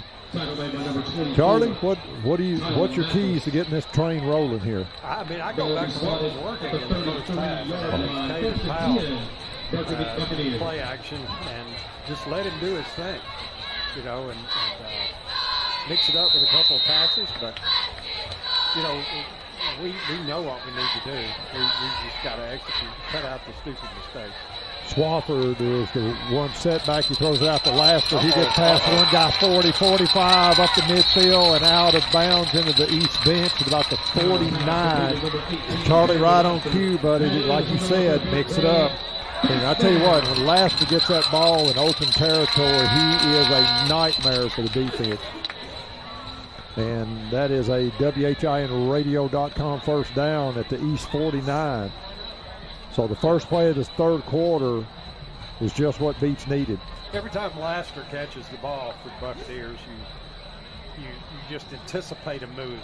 That if he's one-on-one, he's gonna pick up 10 yards at least. Well, he got, to your point, he got past that first guy. He goes to the slot left. I think that's Miller. Now he comes in motion. Fake, and Powell goes up the middle, and somebody got him by the foot. He had a lot more yards as it is. He gets a couple. Let's see what they mark him. Let's call it a gain of about 2. That was truly an ankle tackle. And he will look, and he'll be signaled in the play. Well, a shout out to my mom, Barbara Haygood, down over in Jackson, Tennessee. And my cousin Brenda's visiting from down in Franklin, Thompson Station. So anyway, all over there. We can have them listening in. Laster goes wide right. I believe that's Miller out to the left. Up the middle, and that is Swafford. He gets a couple more down to the East 45. It's going to bring up 3rd and about 6. We have the Eli Dean as president of our press box tonight. It's good to see you, Eli. Yeah, from Hunter. Eli always makes an appearance. That's right. Always good to see him. Keeps us on track. Yes, he does. And he's playing football for Hunter this year. As Laster comes wide right. Powell again throws it out in the flat. He's got Miller. I think he's going to be about a yard short. He kind of turned back. If he'd have spun to the left, I think he might have got this. He comes up hobbling a little bit.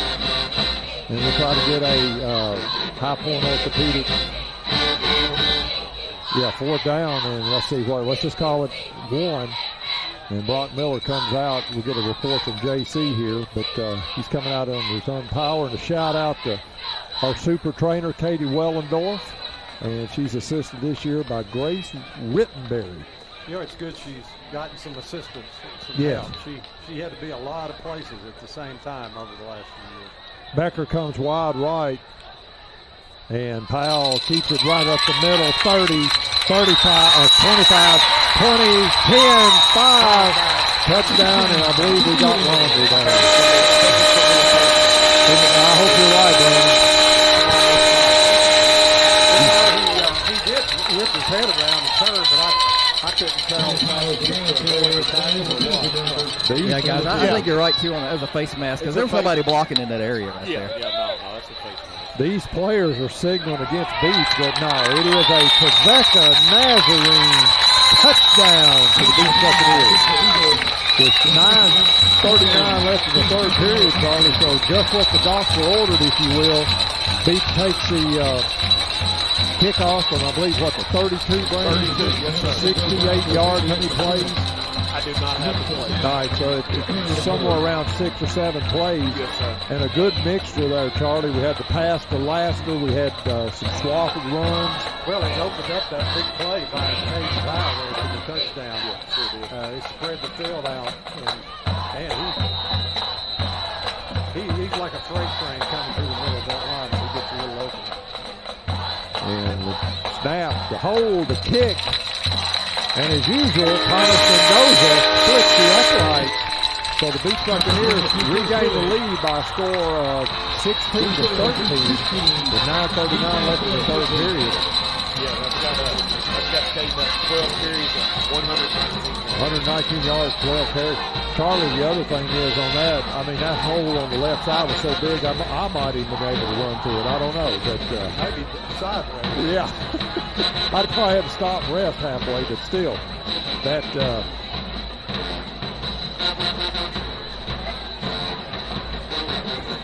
I'm looking out the window at my good friend, Karen Thompson.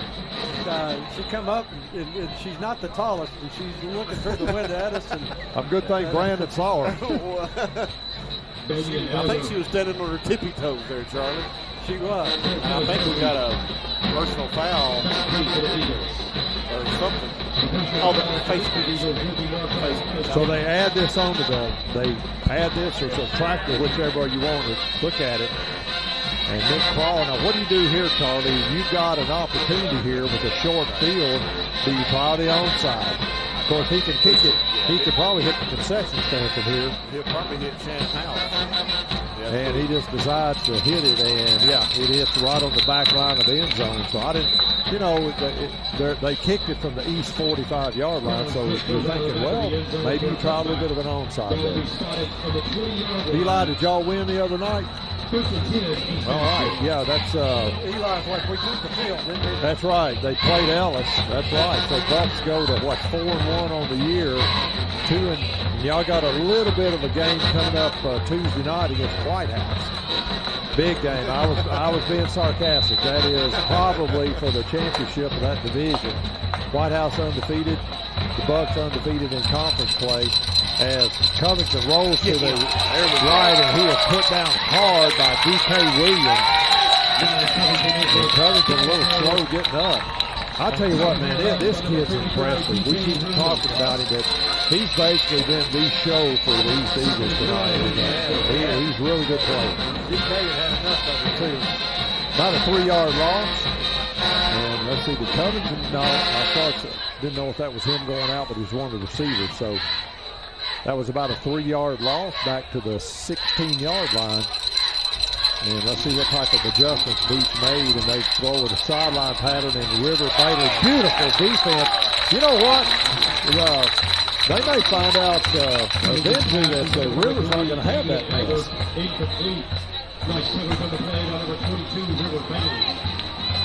Hey, Terry, quick High Point Health Systems update. Brock Miller's having some issues with that right ankle. I'm not sure about him returning. He's getting some attention over here right now. Okay, let's see. We'll see. Laster is in at defensive corner. And he'll pick up the wide man here on the right side. And so big down here, 3rd and 13. And Covington backs up under a little pressure, throws it. He's got his man. coming over the middle, and it's a first down all the way up to the East 42. Man, what a great catch. Yes. On his part. Number 3, Elder. You know, he's so patient. I think that was kind of a shallow post. It wasn't a fly. He just waited for him to drag across the field, and he hit him on the numbers. So he turned that 3rd and 13 into a first down, and he'll send Murphy in motion on the jet sweep, and he'll keep it up the middle. And my goodness, he got nailed. That was Barrett Brown, helmet right in the numbers. And there's laundry come down. I think you could call it a face mask. I don't know. The only face mask I saw was his face mask. In his numbers. I think it's holding. Yeah, the East players were making the face mask thing, but yeah. Yeah, they didn't have our vantage face point. mask on the East. It was face mask to face mask on that tackle, man. Maybe that was a case where, in the NFL they call it hands to the face, so I guess maybe in high school, but that... it wasn't. It was face mask to face mask and accelerating through the tackle. Beautiful. I mean, that was a textbook tackle by Barrett Brown, man. He just put the helmet in the numbers. So now it's 1st and 25, and Dallas Cousins again trying to go down the sideline, and beautiful play and intercepted by Devin Crutcher. He's really an outside linebacker, but he looks like a pro cornerback. And he played that beautiful, and it was slightly underthrown, and Devin got his body between the receiver and the quarterback, and perfect play on that ball. And it'll be Beech Buccaneer ball at the 37. Charlie, if you're a young kid wanting to learn how to play defense, right there is a textbook play right there. Absolutely. That's how you coach it right there. Got Mr. Don Long, the ultimate project manager on our stadium and facilities here. We love that man. Yeah, I don't think he's proud of this, is he? Yeah, we appreciate his hard work. Absolutely. As Schwafford hit in the backfield and got away from the first defender and turned that no gain into about a 6-yard gain or maybe 7. I remember a couple weeks ago before the first game here last week, and I'm like, there's no way we're going to. And Don had all hands on deck. I mean, they were working right up until kickoff, but man, it was awesome last week, and then you can see a lot more work than they've done this week. I mean, the concession stand's fully functional, all of it. The stadium's fully functional. I mean, to me, I selfishly think this is the best looking complex in all of Sumner County. That is. It's beautiful. Don can't say that, I can't. So. Yeah. The orange and navy trim as they give it, Powell gives it a back up the middle. Swafford spinning out of a tackle, and he is up close to a first down. JC, that interception was a thing of beauty as Crutcher played it perfectly. Yeah, guys are, starting to settle in. They're seeing, 80% of the offensive plays in these being passes, so they're learning what to do here. It's the most passes they faced all year, I think, in the game. It's going back to Green Hill anyway, so they're adjusting, doing well on defense right now. Hopefully we get Brock Miller back soon, too. Speaking of our new facilities, we at one time had to bring wasp spray to every game. Yes. But now, I mean, there's not a press box that's nicer anywhere. This is awesome. Powell spins to his right, looking. He's got almost a beautiful catch, and now we got a late flag. That may be a late hit as Becker was trying to slide. He's a good baseball player, but that ball was low, and we got a late hit as Kaden Powell was hit late. And, man, that is a huge penalty. And again, we just keep beaming about this facility, but, we joke about it now, Charlie, but getting up here 30 minutes early to vacuum up flies and the insulation that was floating around when we had the old press box, and we didn't want to jump up too high because we might go through the floor. Yeah, so Don was on the school board at one time, and I remember us talking. He was here taking pictures, and he couldn't even, the lighting was so bad he couldn't even take a picture on the field. And so we had new lights. Man, these lights we have now are just next level. Swafford peels out of the Powell, 25, and down to the 12, and I think it's coming back. There's laundry on the field about the 29, but Shelton went into a pile of folks in the middle of the field, spun off of it, and a beautiful run, but I believe we're going to come back now. So, and again, folks, come out to Shackle Island Stadium. It's beautiful. It's not 100% complete. I think the aim, and we'll get Don in here in a minute, but I think the aim is to have everything completed by the Gallatin game, because we're taking a 3-week road trip plus an off week. So Bucks will not be back in action at Shackle Island Stadium until October 17th. Man, that seems like forever away, but it's not. It's just around the corner. 39-yard line. Let's call it first. And I think they're going to call it 1st and 12 after they do the math on this. Becker will split wide left, Laster to the right. D.K. Williams now in, and Powell, the give and go, and he's got Laster right over 15, 10, 5, touchdown, Beech Buccaneers. And I tell you what, he just faked the cornerback it was a stop and go, and the cornerback bit on it, and the light show begins, folks. That's my favorite part of the stadium, other than the press box. That's it. Is this lighting? These LED lights, and it's underlit, so you can see the ball no matter where. And then you can program them, and with the music. I mean, it's creating a whole new experience here. And a big shout out to Kyle and Corey Edwards. They're our IT gurus. They do the video, the filming. And I think we finally had a block kick now. As Mendoza, I think that breaks his streak. As the kick was blocked, he didn't miss it. It was just blocked. And so that is the second extra point tonight that Beech has failed to convert. One by a bad snap and one by a block. So it's 22-13, 6:27 left. Let's see here if we can, at the break here, we're going to get a word with Don and see if we can get him in here, work him in here. Have a seat there, Don. Don is let me get this right, Don, or you're the facilities director for Sumner County. Not even close. Okay. You tell me what you are. I know what, you're a miracle worker. I'm the senior project manager. Okay. So I oversee all new construction renovations for the district. Well, you've done a bang-up job on this, my friend, and Hendersonville too. But we're not going to talk about them tonight. It's all about us. Yeah, we did. We got Portland's completed, and Hendersonville we're working on. Obviously, we got some finishing touches here at Beech. We got to get wrapped up. As Carl puts it on the low line driver, and is picked up by Murphy. He's up around the 20 and the 25, and it's coming back as he spins away, and he's up to the 40-yard line of East, but this is coming back. You had a block in the back, illegal use of hands against the East Eagles, and I think the laundry was down to 26, so it should come back. Let's see, I'm not sure if that's a 15-yarder or a 10. Let's see, let's wait for the white hat. He's got it marked at the 26 with the flag.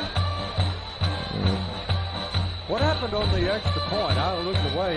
Guy came through the middle and just blocked it. Didn't have a chance. It came right up through the middle there, and it was clean block. He some way got through. And the 16-yard line, so it's a 10-yard penalty, and East will start close to 10. 6:16 left in the third period. Beech has come up with 2 scores and leads now by 22-13. The important thing is it is a 9-point gap. As again, Covington gives it to, I believe that's Van Leer, and a nice play as Maverick Hanks gets in the backfield and grabs holds him to about a 2-yard gain. So Don, where are we on this? As I said, I'm shooting from the hip there, but that is it's not completely done. I think there's some stuff still needing to be done under some of the stuff under the stands. It is. Excuse me. It's all about there. Over beneath the visitor side, that would be the visiting team's locker room and restroom facility. On the outside for baseball, we put another restroom facility that will be exclusive for baseball to use. Right. Then underneath the home side, we've got a really nice athletic trainer space. We've got a dedicated room for game officials. Coach's pass is complete. We've got a across the vomitorium from them is from that space is the community room. I think the cheerleaders are using it now. Personal foul against the Buccaneers. Coach Crabtree was really excited about when I talked with him earlier this week was the heated storage that he's got underneath the homes. That play will be right back with you. On that play, there was a pass completion, and at the very end, we had a Beech Buck came in late, and we had a personal foul, so it's all the way up to the East 46. And they're showing second down, and that is Murphy trying to get outside of Van Leer, excuse me. And a big play there by Hanks and Williams, inside backers, and they held that to about a yard gain. Go ahead, Don, what you were saying. Well, we've still got a lot of signage to put up on the back of the stadium, get this parking lot behind the home stands, and that will become the main entrance into the stadium. So once we're done, it's going to be really, really nice. Well, I noticed they had already framed up the walkway here behind us. He's put the ball in play at their own 46. Covington back.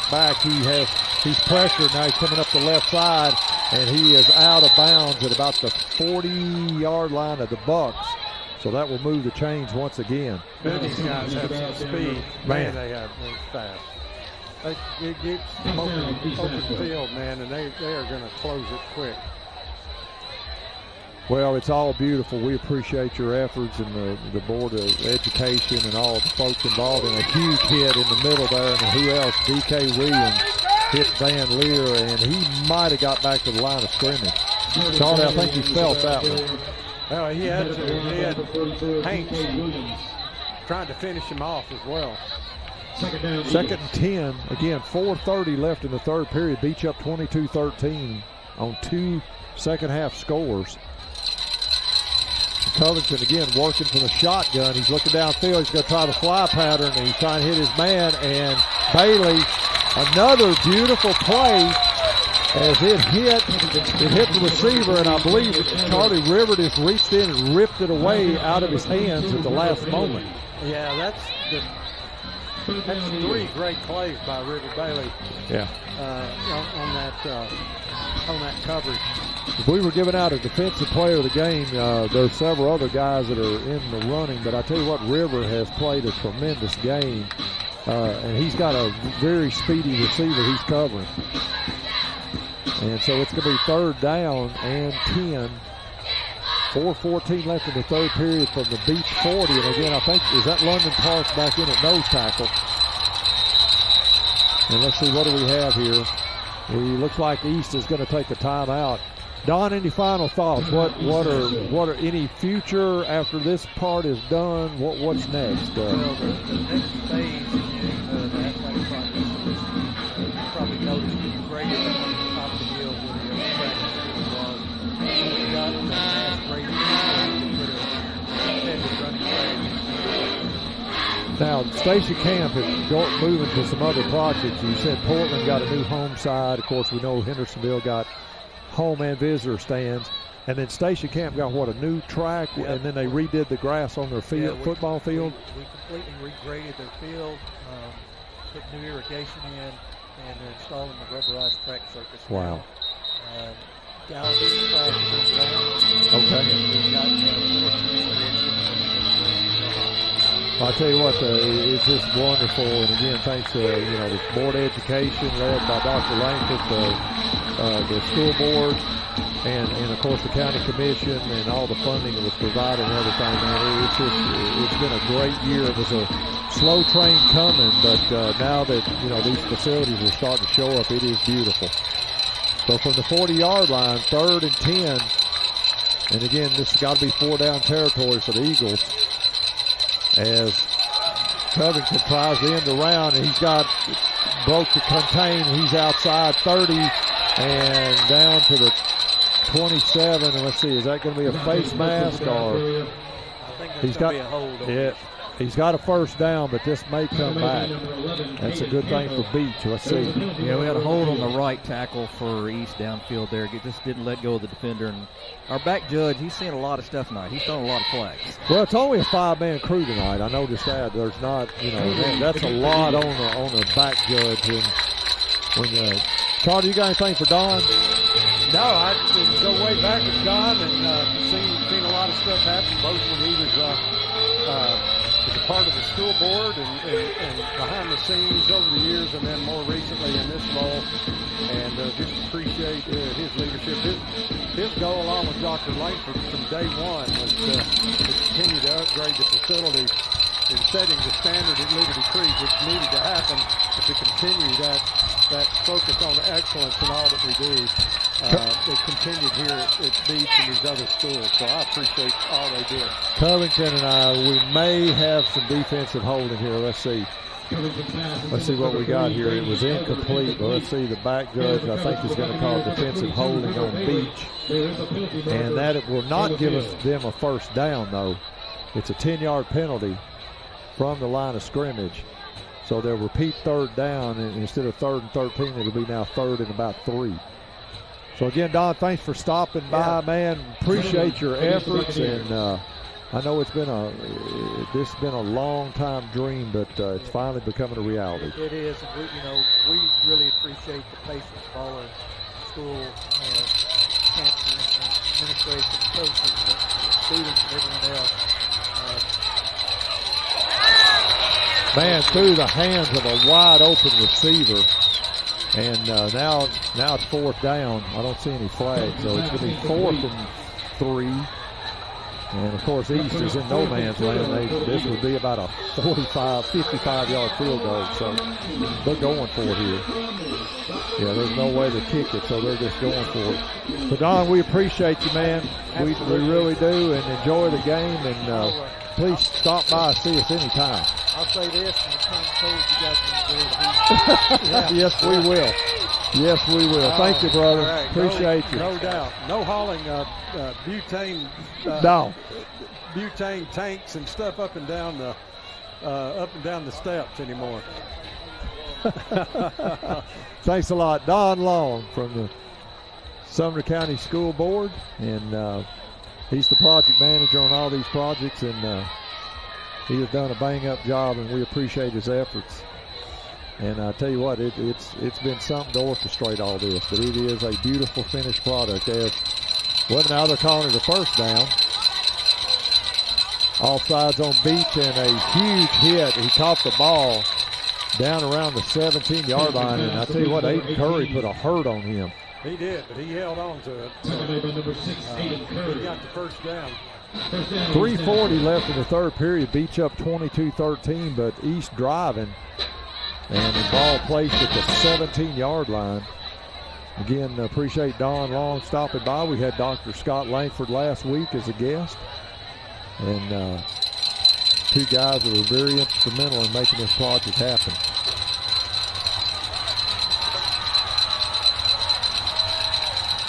Here we go, folks. Dallas Covington working from the shotgun. And he's being pressured, and now he'll go up the middle. And he got about maybe a yard or two on that. No, he actually lost a yard.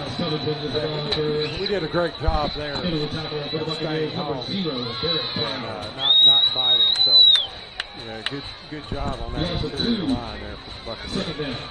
Again, this is just a strange feeling. A Thursday night game, again, gives you a chance to get out tomorrow night, and there's some great games happening in the county. Again, Hendersonville's traveling to Rossview. Portland is going over to East Robertson. Station Camp over to Springfield is Covington. He's flushed out of the pocket. He goes all over to his right, and he is hit and goes down at about the 15-yard line. And he turned a loss into about a 3-yard gain. Now it's going to be third down and about 8. I tell you what, if you don't wrap up this young man, he's going to make you pay. Well, he's 6'2", 170. He actually looks thicker than that to me, but he's deceptively strong. You can tell, only a junior. And I'll tell you what, there's got to be somewhere this young man can play football on a Saturday. He may not be quarterback, but, he can play somewhere. He'll take the ball shotgun now, coming in the mid-screen, beautiful screen, and a great tackle there by DK Williams. Man, that was you don't see that a lot anymore, Charlie, is that mid-screen. No, you don't. Caught us a little bit off guard there. DK was just having to make the play, so we're looking at about 4 and 2. So a big fourth down here for the Buccaneers. And 1 minute, 20 seconds and counting in the third period. Beech up 22-13, but he's knocking on the door. And we got a 4th and 2 here. Covington will work out a shotgun, and he will give it to his setback, and I think he's got the first down. Yeah, he's going to have it by about a yard. Yeah, he's at, let's see where they mark him down. We have a bad angle here being on the far right of the press box. So. Yeah, guys, he's got it by about a football. Right. Thank you, JC. Yeah, so it's 1st and goal now, and it's the ball. Did you say it's closer to the 6 down there? This will be just inside the 7, actually. Okay. So it will be first down. Well, yeah, now they're calling it 1st and goal. Charlie, I'm glad they've got that LED down marker now, you know, for the old people like me can see it from, you can probably see that from outer space. It's so bright. But, what a hit! And the ball loose, and Covington has to go back and get it, and the young man finally gets up. Was that D.K. Williams? Oh, my goodness. He just about cut the runner in half. Hey guys, I think we should start calling him the Beech Seeking. Wow. I think it's a good nickname for DK. Yeah. What is that? That hurt. Patriot missile. That made me hurt up here. I mean, he just straight into this midsection, and the ball came out and went back about 10 yards. So it's all the way back to the 18-yard line. It'll be 2nd and goal. And Covington, he's under duress now, slips out of the pocket. He's at the 20, the 15, and finally out of bounds down around the 13. He, again, turns the loss into about a 4-yard gain. That young man, he's going to sleep well tonight. He is. He probably ran 3 miles from this Yeah, guarantee it. 2.7. And that is the end of 3. And at the end of 3, your Bucks 22. The East Eagles have 13. We'll be right back with more Beech Buccaneer football on WHINradio.com.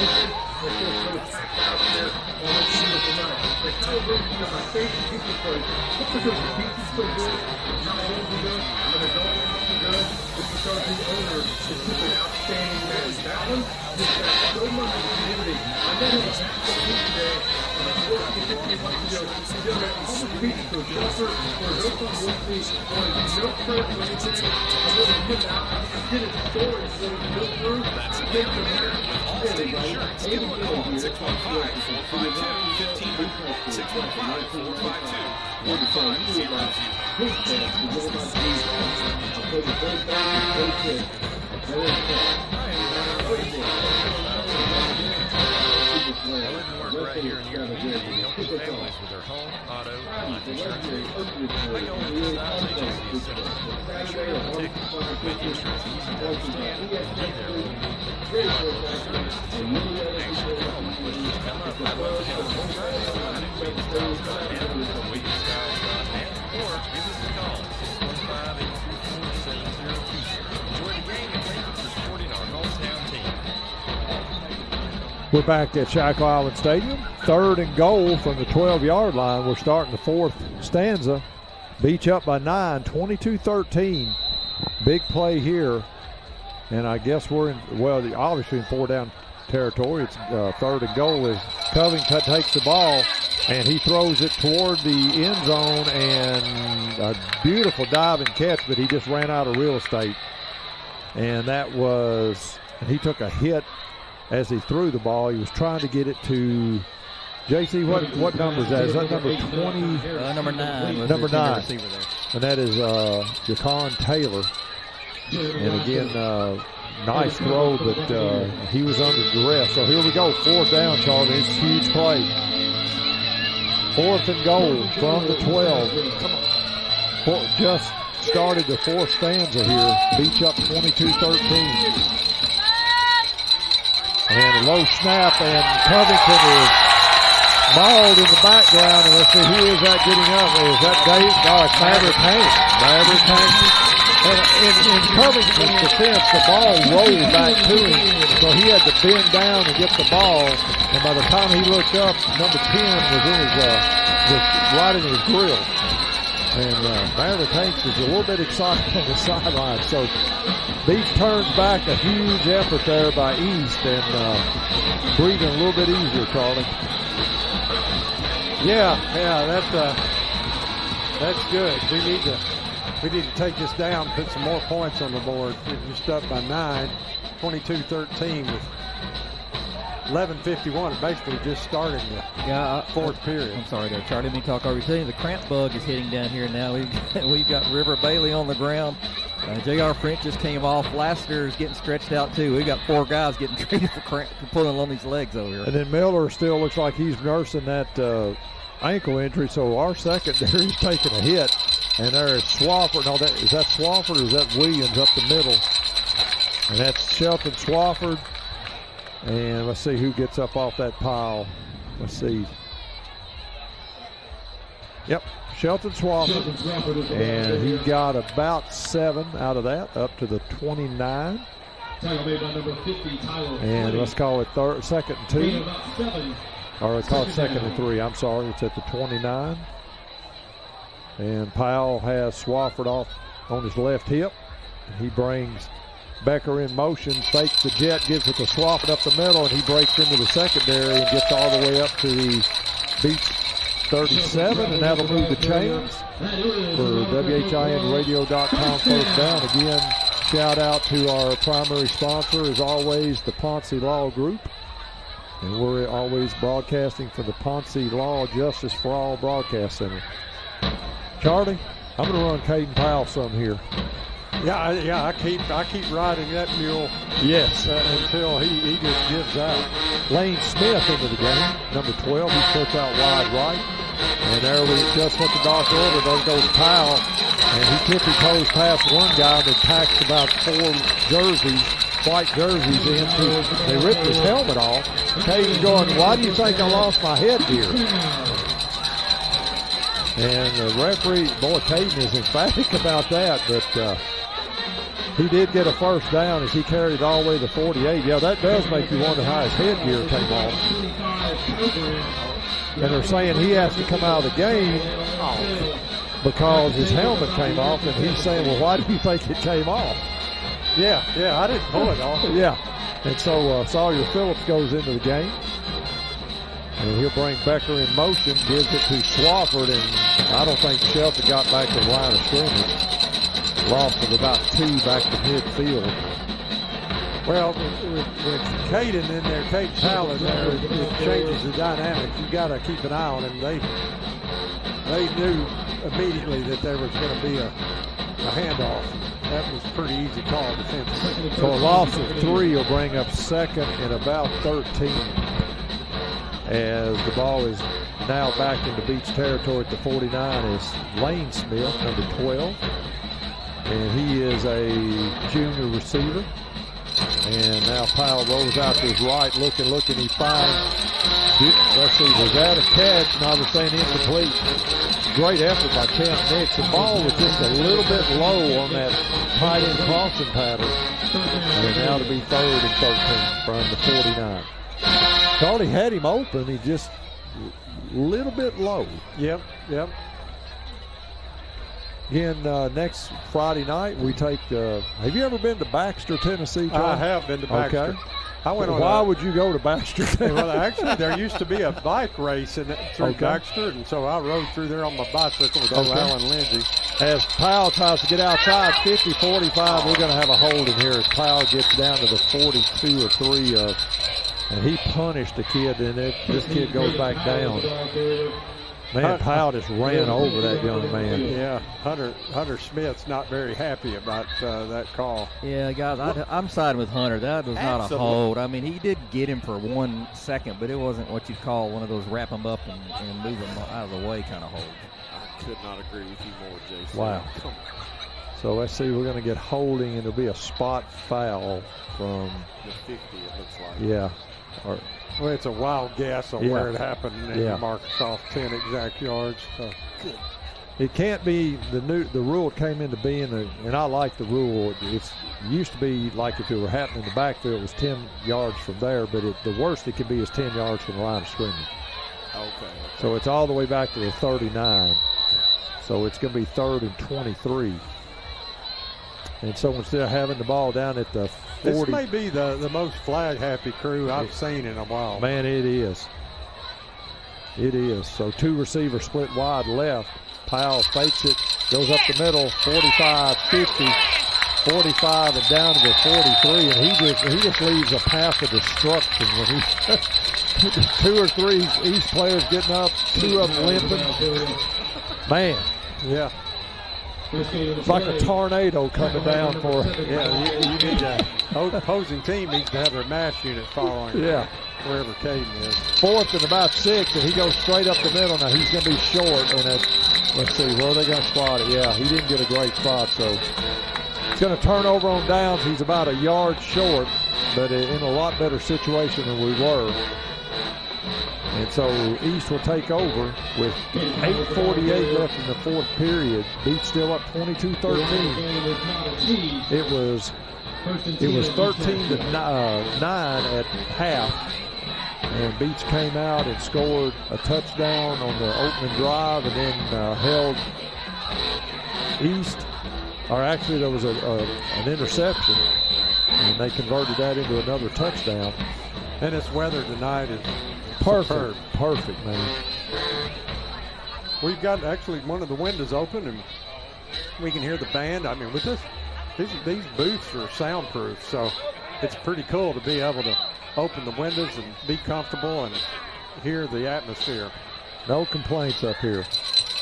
Again, he gives it to Murphy trying to get outside, and he's cut down by D.K. Williams after about a 2-yard gain. If he got past D.K., he probably had about a 15-yard gain. Yeah, no doubt.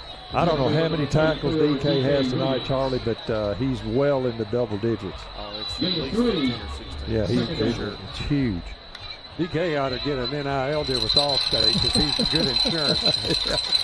And again, he hits him again. And I think that was Aiden Curry came up, and also Barrett Brown. Yeah, 14's like, please get me out of here. Yeah, and he's not that big a kid. He is 5'9", 150.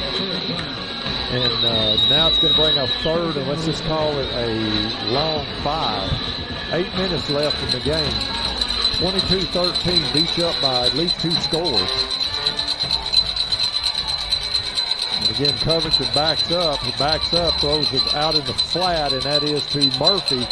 And he slips first defender and gets a first down up at midfield. And we had a really good block out here. Yeah. By East. I think we got a couple of Buccaneers. One of the penalty flag on that, but that was just a good block. Yeah, Hunter Smith goes in. Again, Beech rotating in some offensive linemen. London Parks has been at nose. There goes Hunter Smith. Back in, rotating in. And again, Covington looking, throws it across the middle, and a beautiful break on the ball by Laster. But I don't know why there were 2 East players that close together. They almost ran into each other. That would have been an awful collision. Yes. That would have been a head-on, wouldn't it? Man, done some damage for sure. Yeah. And a dive and break up there by Laster that, to Brandon's point, man, if they'd have hit it, yeah. Now they'll split 2 receivers wide right. They've got 2 left. 1 setback. Covington takes it. D.K. Williams on the blitz. And he didn't get him the first time, didn't get him the second time, and now Covington throws it down the field, and a dive and catch out of bounds, and they're going to say he caught it. Oh, wow. What a play by Covington. I mean, D.K. Williams hit him twice. Now we got a Beech buck coming off the field, and I think that's Hunter Smith. Yeah, I think he may have been stretched out to cramps earlier. Yeah, he doesn't make it off the field. We got a timeout here on the field as he could not make it off the field. He almost made the sideline, and well, I'm glad he didn't actually. Yeah, there's a lot of gives him a break. lot of issues now, rather controversial in the college game about that, but that one was for real. Yeah, yeah. And Hunter finally gets off the field under his own power, but he's having some cramp issues there. 7:03 left in the fourth period. First down now for the Eagles of East High School. And what would you call that? Is that still considered? I know it's East High School. Would that be considered the north end? Would that be the north side of? I guess it is considered East Nashville, right? Yeah. What can you? This is how stupid I am on Nashville geography. What area would that be considered? Is that Shelby Park area? Or? It's Inglewood. It's more of that area. Where the old Isaac Litton High School many years ago was kind of that general area. It was, but East High School is a little more toward downtown. Downtown, okay. So you used to have North, which was right on the north side of town, and right there right by where 265 is. Gotcha. Covington throwing the fly pattern. He's got a man, and did he hold on to it? He did. Touchdown, East Eagles. And that was a beautiful throw, just a sideline pattern, and he hit number, JC, who is that, number 3? It was far away from him, but I believe it was number 3. Yeah. Elder, Damian Elder. Nice throw, nice catch there. Yeah, that was thrown where only the receiver could get it, and he made a great catch. So you got to give East credit there for the well-executed play. I think it was Damian Elder, number 3. That's who we'll give credit to. And now let's see, this is Eckert coming in to try to add the extra point. And he can pull them to within 2, and that ball is blocked. Never got high enough. I don't know who got their hand up in the middle. Maverick Hanks, take it, JC, number 10. Maverick had a big night. Had a big hit that caused a fumble that East actually jumped on, but then he blocked that extra point. So Beech retains a 3-point lead with 6:56 left. And now, Charlie, we need let's see, what is it? I'm trying to think the acronym. They call it a slow sustained drive, a SSD maybe. That's what I've heard people call it. They need a slow sustained drive. SSD. That sounds like something you need a shot for. Yeah. But that's what we need right now is a slow drive. Now, East has 2 timeouts left. Well, we're going to have to stretch this out a little bit and kill some time. Yes. These penalties just absolutely killed us on offense in the second half. Yeah, it's been a sloppy game. I'm sure Coach Crabtree and the coaching staff is going to address that in film study. Because, a lot of penalties coming out. And let's see if Eckert will kick it away if they're going to try. No, he kicks it away. And it's taken by Swafford about the 14-yard line. He comes straight up the middle, gets past the first man, 35, and runs over number 5, Pitts. And it starts at 37, so Beech has nice field position. Number 34 into the game there, that's JoJo French. He's a freshman, man. Great running back on the freshman team. And, JoJo's been nursing a hamstring, too. But he was in there on that play, so we got JR and JoJo, the 2 French brothers. One a junior, one a freshman. JoJo don't mind hitting. 2 tight end. Well, wait a minute. Now what we have here? Let's see. Somebody called time, and it was East. We'll take it with them. You're with 6:50 remaining in the fourth period. We'll be right back with more Beech Buccaneer football. Pony Mailbox and Business Center is your one-stop shop for all of your packing and shipping needs. Locally owned and operated, we provide shipping services through all of the major U.S. carriers, including FedEx, UPS, DHL, and the Postal Service. With 2 convenient locations, you are never too far away. We're located at 242 West Main Street in Hendersonville and 540 West Main Street in Gallatin.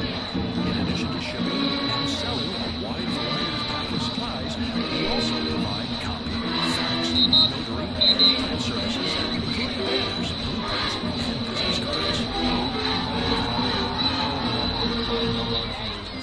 Hendersonville and Gallatin. package or have your documents printed, copied, faxed, or notarized, stop by either of our 2 convenient locations and let us provide you with our fast and friendly service. Back at Shackle Island Stadium, as Beech with the first down, they get fake it to Laster, give it to Swafford, and he gets 2 hard yards. He got 2 the hard way there as he gets up to the 40-yard line. What is Shelton's yardage now? He's up to 18 carries for 67 yards. All right. And Powell is well above 100, 150 now? Yeah, he's at 166 on 15 carries. Kaden Powell gets the play from the coach Crabtree, who's also the offensive coordinator.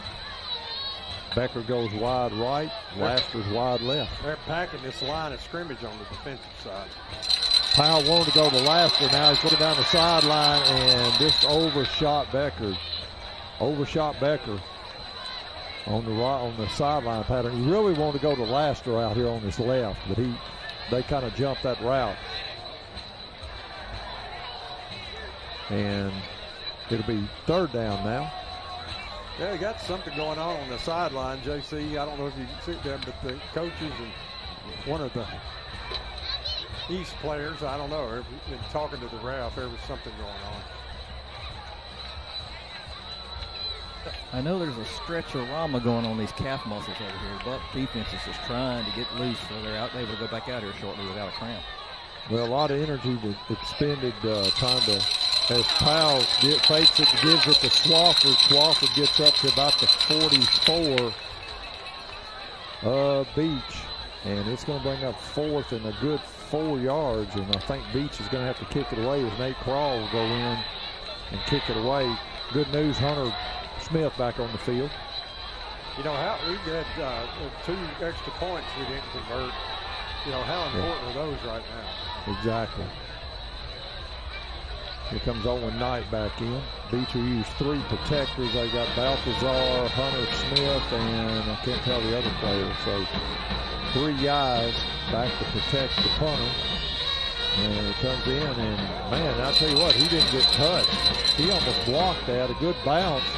It hit about the 33, takes a little bit of a Beech bounce, and it will roll dead at about the 26-yard line of East. So with 5:07 left in the 4th period, that guy came off the edge, and none of the 3 guys that were guarding the punter, I don't think, saw him. No, I don't either. I mean, we were lucky there. East Nashville's quarterback is up to, we hadn't seen this in a while, he's up to 256 yards passing. Wow. You know, I'm trying to think of the last time we saw that. It may be James Reed, maybe. He was playing for Clarksville Northeast. Oh, the Perkins kid down at Southwind when we had to go down there when he was a sophomore that day. Yeah. I mean, but that's the 2 I remember is Reed Maven and Perkins. As Covington backs up, he's looking downfield. Now he's going to have to run the ball, and he's up over the 35, and he's hit. I believe that was Dupin. We did have a hold maybe by the center. I saw it. I wondered if we were going to call it now. That's DK. DK Williams down on the field, or I think that's just a cramp as Katie Wellendorf will go out and attend to him. He's got to be tired, Charlie, as many tackles as he's made. He's been chasing Covington around. He'll get up and come off on his own power, but you tell that's a cramp. It's like Landon Johnson coming into the game. Oh boy, what is he number? Let's see, what number is that? Landon Johnson, number 29. Yeah, I'm putting, they're going to put London right at that nose tackle position. You know, with his speed and size. It'll be 1st and 20 now. Minimize a little bit of the absence of DK. Beech will really need to make a defensive stop here. Low snap as London is in, but the snap of nice play by Maverick Hanks. And man, that would have been, if Maverick doesn't make that tackle, he's probably got another 10 or 15 yards of real estate. As it is, he gains back most of the penalty. It's actually going to be 2nd. That wasn't as good a mark as I thought. It's up to the 21. And let's call it 2nd and 15. with 4:25 and counting now. I believe that's Dupin in, number 88, Colin Dupin, a senior. He'll be playing this outside linebacker. Again, Covington throws it, and he's got his man, that is Murphy, and let's see, he's going to be close to first down. I think he's just a foot or two short. Depends on the spot here. They're already motioning. Really? Wow. I thought he was a little bit short, but as it is, it's 1st and 10 up to the 36 with 4 minutes and counting. Don't look like it, but it doesn't matter now. It's the same. Right. Beech shifting the defensive line at the last second. And I see Covington again, and he's being pursued. And now he throws. He's got his man up in the middle, and I believe that's Elder, and he's close to another first down. And that is number 3, Damian Elder. And they move the chains. It's up to the 46. And Charlie, they're moving the ball with 3:40 left. And again, they have one timeout left, excuse me. So they've got plenty of time. Beech has got to make a defensive stop here. And then again, Covington looking down. He's got great protection now, throws it in the middle and overthrows Elder. I tell you what, their offensive line kept the penetration out, and Beech was rushing about 4 kids, and none of them could get through. God, they just clogged up the middle of that offensive line. Nobody could get around it. Again, the Becker is playing cornerback now. He's got one corner. River Bailey's back in the game at the other corner. We got Colin Dupin here. He's manning up on the slot back. And J.R. French and Curry is the safety. And again, Covington looking.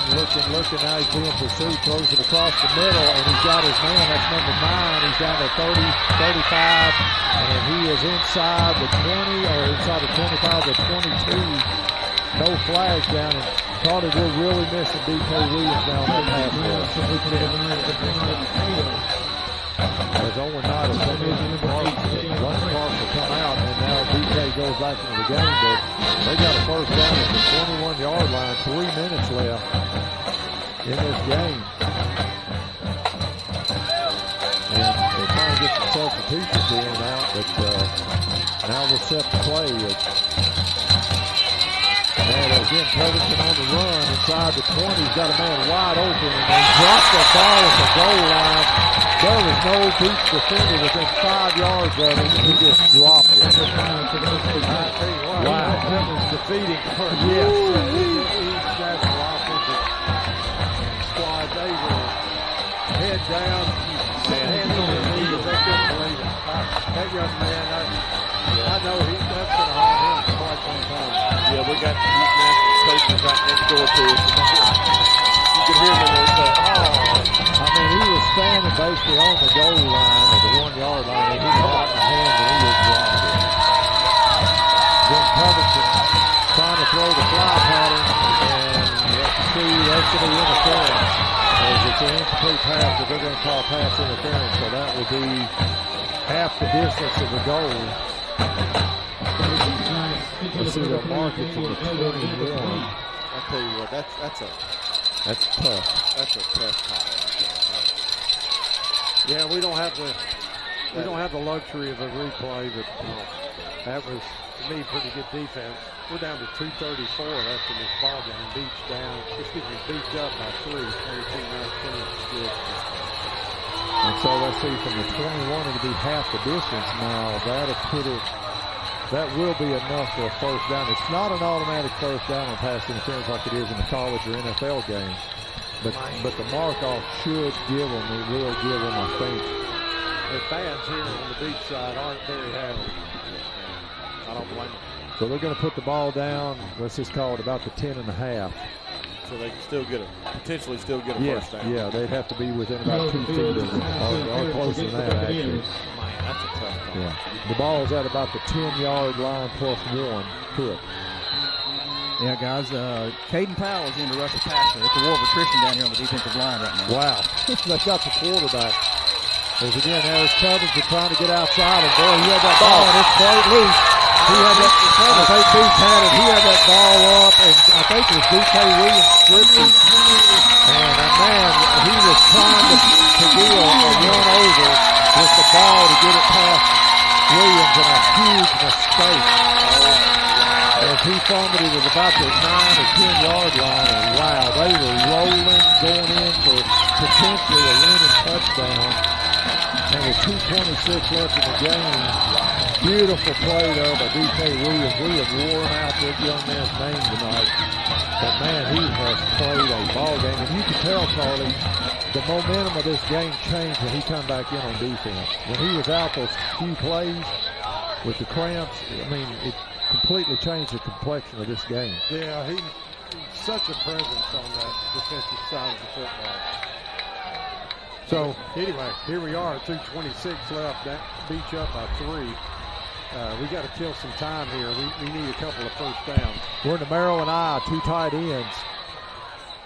Powell under center spins, gives it to Swafford. Now, I don't think he got back, and I think we're going to have a face mask. We're going to have face mask before progress will stop, but they grabbed Shelton's headgear.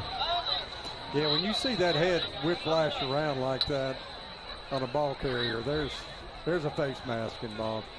And that's a 15-yarder. Will the clock start here on the... Yeah, I think so. I think it restarts. Yeah, 25 seconds left. They reset the time clock. You're right, to 25 seconds. I wish it was 40. Yeah, after a penalty, I think by rule it goes to 25 seconds. So it is a first down, though, so that gives you an extra, obviously, a few extra fresh plays. 2:16. Now, they do have one timeout left, and there restarts. Yeah, that's the key with them only having one timeout. Another first down may be enough to pretty much ice it. Yeah. Well, you got 40 seconds, so you can figure about 45 seconds per play.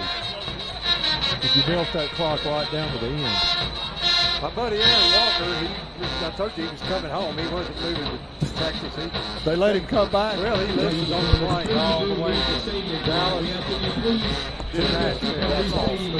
Covered a lot of ground. We appreciate it. That's about 500 miles of listening here. Man, I tell you what, you talk about a change of fortune is, again, this game not in the bag by any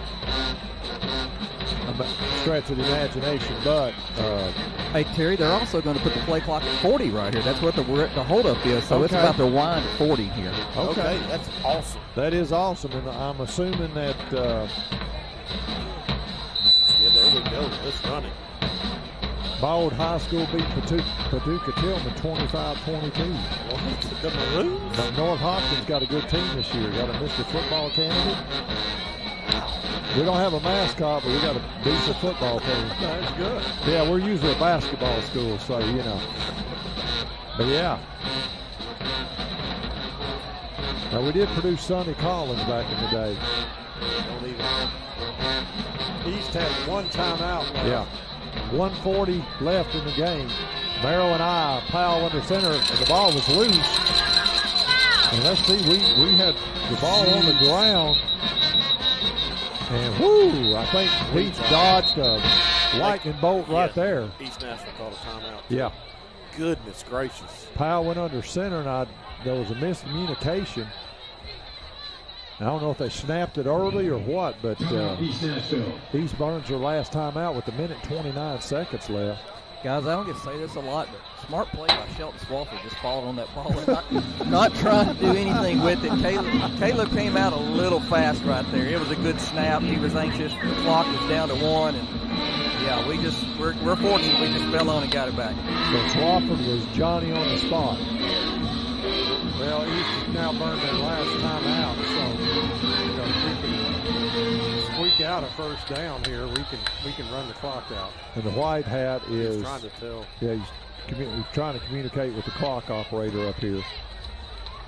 He's wanting the clock reset. Well, now they put it at 10 minutes, so I don't think that's correct. Now we're back down to 1:40. I mean, I'm all for extra football, but let's. Not against this team. If we get a win, let's get out of here. I'll tell you what, Charlie, this kid does remind me, though, of the Perkins kid from Southwind. I mean, he was just a one-man. Boy, he was Mr. Football as a sophomore. I forget the young man's first name, but it was Perkins was his last name. I think he's Kendrick. There you go, Kelvin Perkins, yeah. Well, Brandon, Lily Dunn says hi to Mr. Shanks. Well, tell Lily Dunn, or I guess she's listening, actually. Lily, I hope you're having a good first year at college, Lily. Former basketball player here at Beech. Yes, he was. Powell takes it. He'll keep it himself up over the 15 to about the 17, 18-yard line. I like that name, Lily. Yes. Well, her and her dad, we spent a lot of time. He was working the books for Lady Bucks basketball team, so we sat at that table a lot of times over the past 4 years. Brandon, you were the clock operator, have been a clock operator for the Bucks basketball program. And we're at under 1 minute now, and going to snap it at 43 seconds or so. So, of course, Beech has 3 timeouts. They can let it run down as far as they want to and then call a timeout. And let's see, we do have a timeout, and Beech takes it. We'll stay right here. 45 seconds left. Again, want to thank Ponce Law for being our title sponsor tonight. Michael Ponce and his group, Quebec Nazarene University on our touchdowns, Larry Maynard All-State on our countdown to kickoff program, High Point Orthopedic Associates, our injury report, Sumner Prevention Coalition, William Stiles Country Financial was our first score sponsor, Quebec Nazarene University is our touchdown sponsor, and as always, want to thank WHINradio.com, and again, we'll be having a Tony Mailbox post-game report, and we'll name a WHIN Most Outstanding Player for the game. And there's different choices here. Of course, on defense, D.K. Williams has had just an unbelievable game. Kaden Powell running the ball on offense as he gives it straight up the middle, and I believe that was Swafford again, and he's going to be a little short, but it doesn't matter now because that's it. 30 seconds of counting, and they do not have to start the clock again. And I tell you what, if you're the East Eagles, man, you have just got to be sick.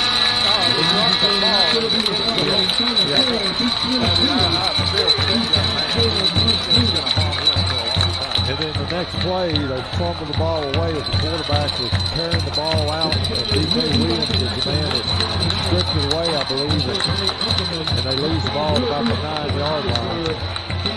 And yes, Beech, the clock runs to 0. Beech gets out of here with a victory of 22-19. And I tell you what, man, that you talk about dodging the lightning bolt right there. That was it. As the Bucks go to 2-1 on the year, it's hard to believe they're still looking for their first win. But we ran into a very athletic quarterback, and man, he was just a player. If I were calling an outstanding player for East, that would not be a hard choice. Man. For sure, it's definitely tough. We're going to take a quick timeout. We'll be back with our Pony Mailbox Most Outstanding Player.